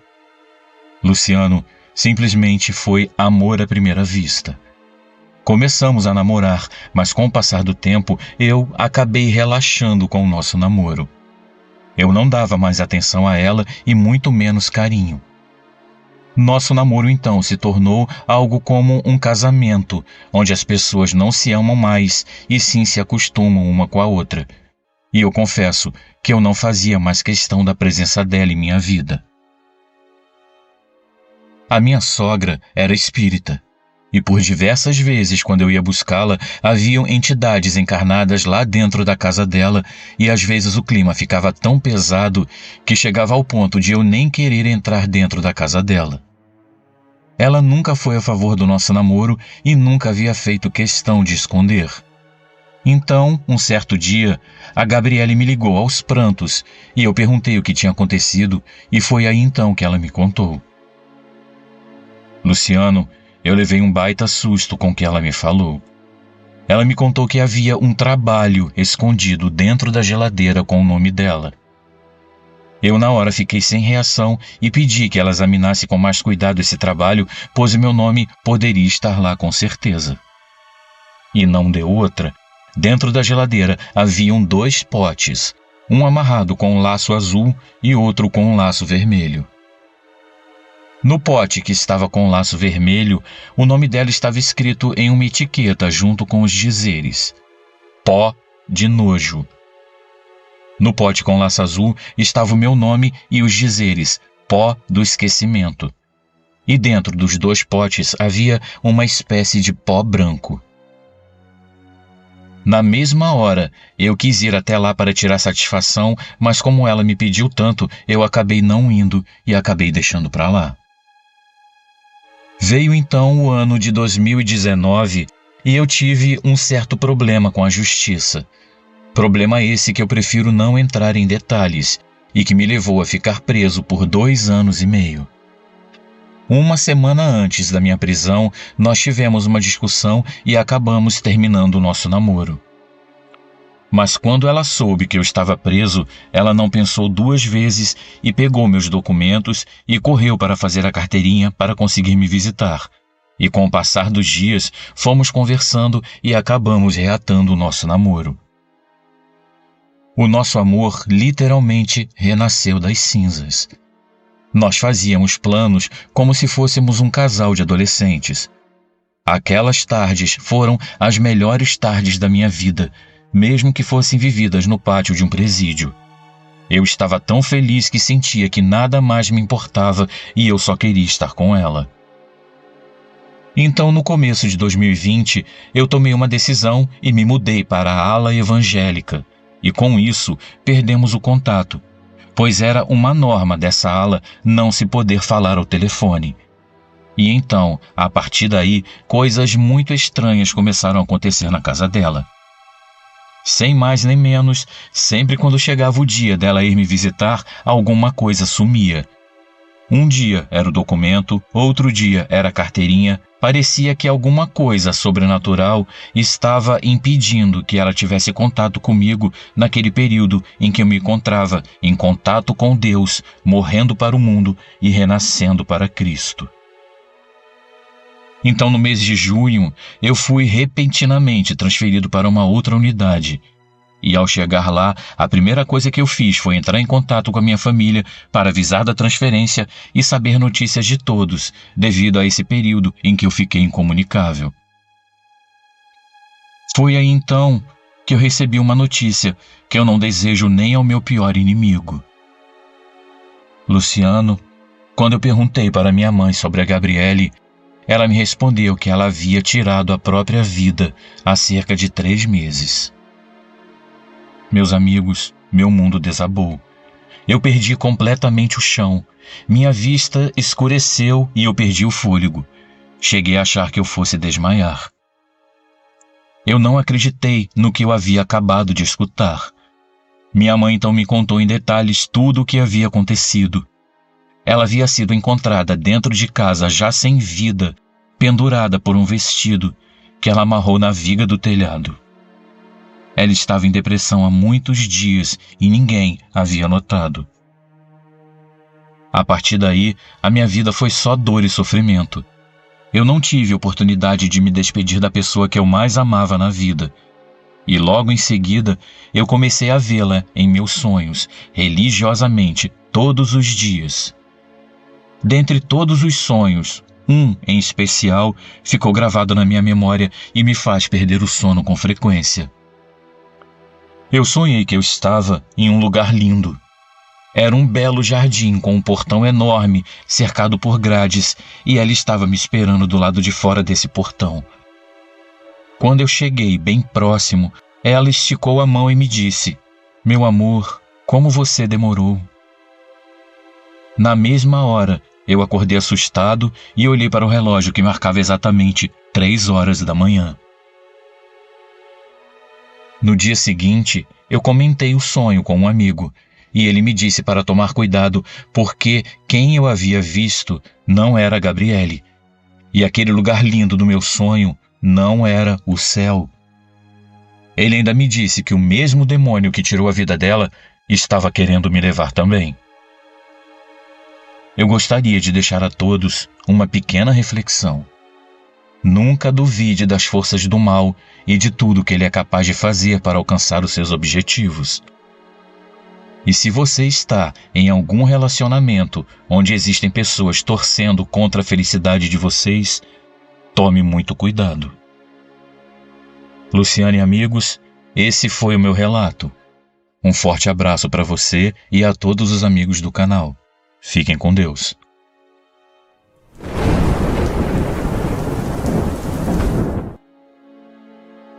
Saudações, meus amigos. Meu nome é Paulo.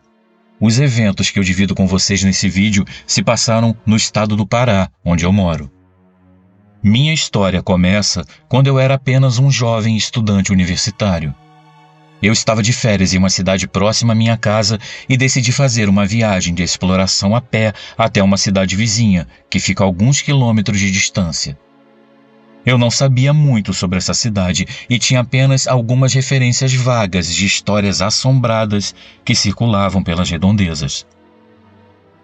Mas, como alguém que adora se aventurar e conhecer coisas novas, eu estava animado para explorar a cidade e descobrir por conta própria o que havia de tão misterioso naquele lugar.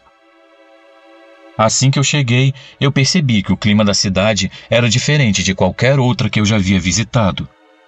O sol forte do meio-dia era tão escaldante que parecia que estava a ponto de me cozinhar vivo. Mas, apesar disso, havia uma névoa espessa e constante no ar que me incomodava mais do que o sol. Foi quando eu encontrei a Roxana, uma pessoa que mudaria minha vida de maneiras indescritíveis. Ela era uma moradora da cidade que decidiu me acompanhar pelo centro, mostrando-me todos os pontos turísticos que valiam ser visitados.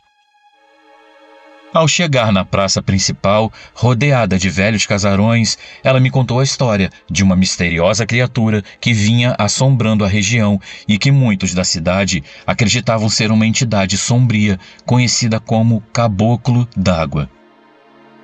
De imediato, eu me vi intrigado pela lenda e perguntei a ela se havia algum indício de que essa criatura pudesse ser real. Roxana, bem cética, contou-me uma série de histórias que havia escutado por toda a sua vida e que a faziam acreditar que o tal ser mitológico realmente existia.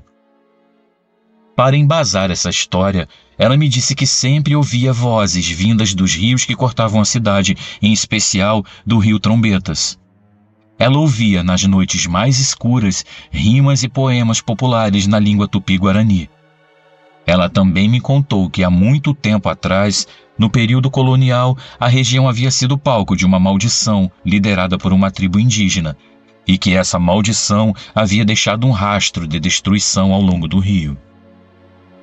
Desde então, a entidade conhecida como Caboclo d'Água passou a ser considerada real por muitos moradores da região que dizem ter presenciado a sua aparição. Eu fiquei arrepiado com essa história e segui adiante com a exploração da cidade. Enquanto eu caminhava pelas ruas apertadas e mal iluminadas, eu podia sentir a presença de algo antigo e surreal, algo que eu nunca havia experimentado antes. Então, Luciano e amigos, eu vi a tal criatura. Eu ainda não sei exatamente o que era, se foi um encontro casual ou não, mas, ao ultrapassar um monumento da cidade, eu me deparei com uma figura estranha que estava parada bem à minha frente. Ela não se movia e não emitia som algum, apenas observava. E era uma criatura assustadora, com enormes presas e um corpo aparentemente indestrutível. Eu nunca tinha visto algo parecido e sabia que só podia ser uma entidade sobrenatural. Eu tentei correr, desaparecer dali, mas eu estava congelado pelo medo. E então, como em um piscar de olhos, a criatura se desmaterializou bem na minha frente, desaparecendo na bruma que me cercava. Foi nesse momento que eu percebi que aquela cidade era um lugar diferente. Um lugar onde o sobrenatural podia ser encontrado a qualquer momento. A partir desse encontro, eu passei dias tentando entender o que havia acontecido, mas até hoje eu ainda não encontrei uma resposta definitiva. Desde esse dia, eu nunca mais voltei à região sem ter acompanhantes. E embora tenha experimentado muitas outras coisas estranhas ao longo dos anos, nunca mais vivi uma experiência tão assustadora quanto a que eu vivi naquele lugar.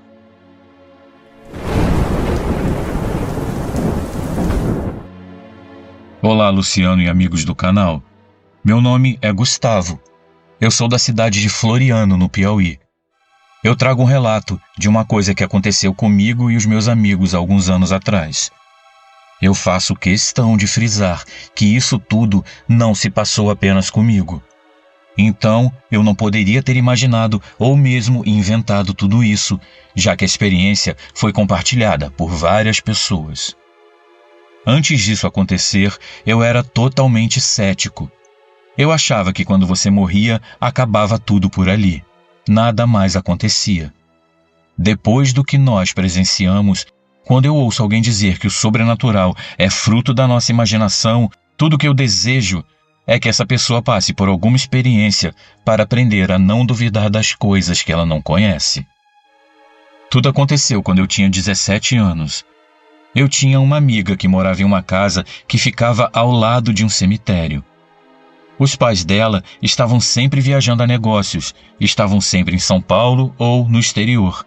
Então a nossa turma sempre ia passar o tempo na casa dela, que era bem grande e tinha uma piscina enorme. O que era meio tétrico sobre o lugar é que a vista da casa era o cemitério. Da janela da sala já dava para ver aquele monte de tumbas. Era meio assustador, principalmente à noite. Então, em uma dessas visitas, já à noite, estávamos todos realmente entediados. E lá na cidade havia apenas algumas poucas coisas que você podia fazer, até já ter feito tudo. Então nós 5 decidimos ir brincar de evocar espíritos. Eu estava totalmente descrente com a coisa toda, mas entrei na brincadeira. Nós ficamos zoando por um tempo, chamando pessoas como Raul Seixas, Renato Russo, Mamonas Assassinas e etc. Sem sorte nenhuma, obviamente. Possivelmente por estar frustrado e ainda totalmente cético, eu resolvi chamar pelo Príncipe das Trevas. Quase que imediatamente a sala ficou gelada. E olhe que estávamos no meio do verão nordestino. Não era como o frio de uma brisa que havia passado pela casa. Parecia mais que tínhamos entrado em um freezer de um açougue. Estava totalmente frio. Por alguma razão, todos nós olhamos para a porta da frente, que agora estava escancarada, apesar de a termos fechado e trancado quando entramos na casa. Então vimos algo como se fosse a sombra de uma pessoa na parede, vindo em nossa direção, e ela estava vindo bem rápido. Uma sensação horrível tomou conta da gente, então levantamos e saímos correndo pela porta dos fundos. Quando saímos, sentimos o calor e a umidade do verão de volta. Um dos meus amigos voltou até a porta e colocou a mão dentro da casa e nos contou que a sala estava completamente gelada. Nenhum de nós voltou àquela sala por alguns dias depois daquilo. A menina, nossa amiga que morava lá, passou a evitar ficar naquele cômodo sozinha por muito tempo.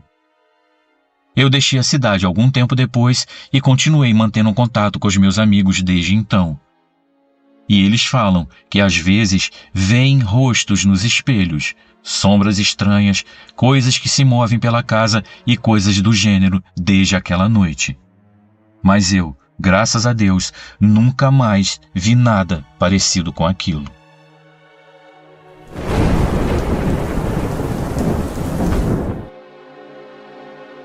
Olá, meus amigos, eu me chamo Glória. O meu pai trabalhava como motorista para uma firma de entregas. Como na época o dinheiro estava curto, às vezes ele trabalhava 2 turnos seguidos quando algum outro entregador não podia trabalhar. Muitas vezes ele tinha que fazer entregas em outras cidades e acabava passando a noite fora de casa. Quando ele chegava em outras cidades, ele ligava para minha mãe, deixava o telefone tocar 3 vezes e desligava. Então ligava de novo, deixava o telefone tocar 2 vezes e desligava novamente. Esse era o jeito dele falar que estava tudo bem, que ele a amava e que ele tinha encerrado o dia.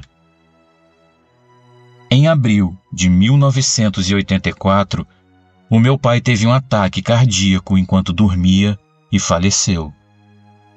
À noite, depois do funeral, a minha mãe e a minha avó estavam sentadas na sala conversando.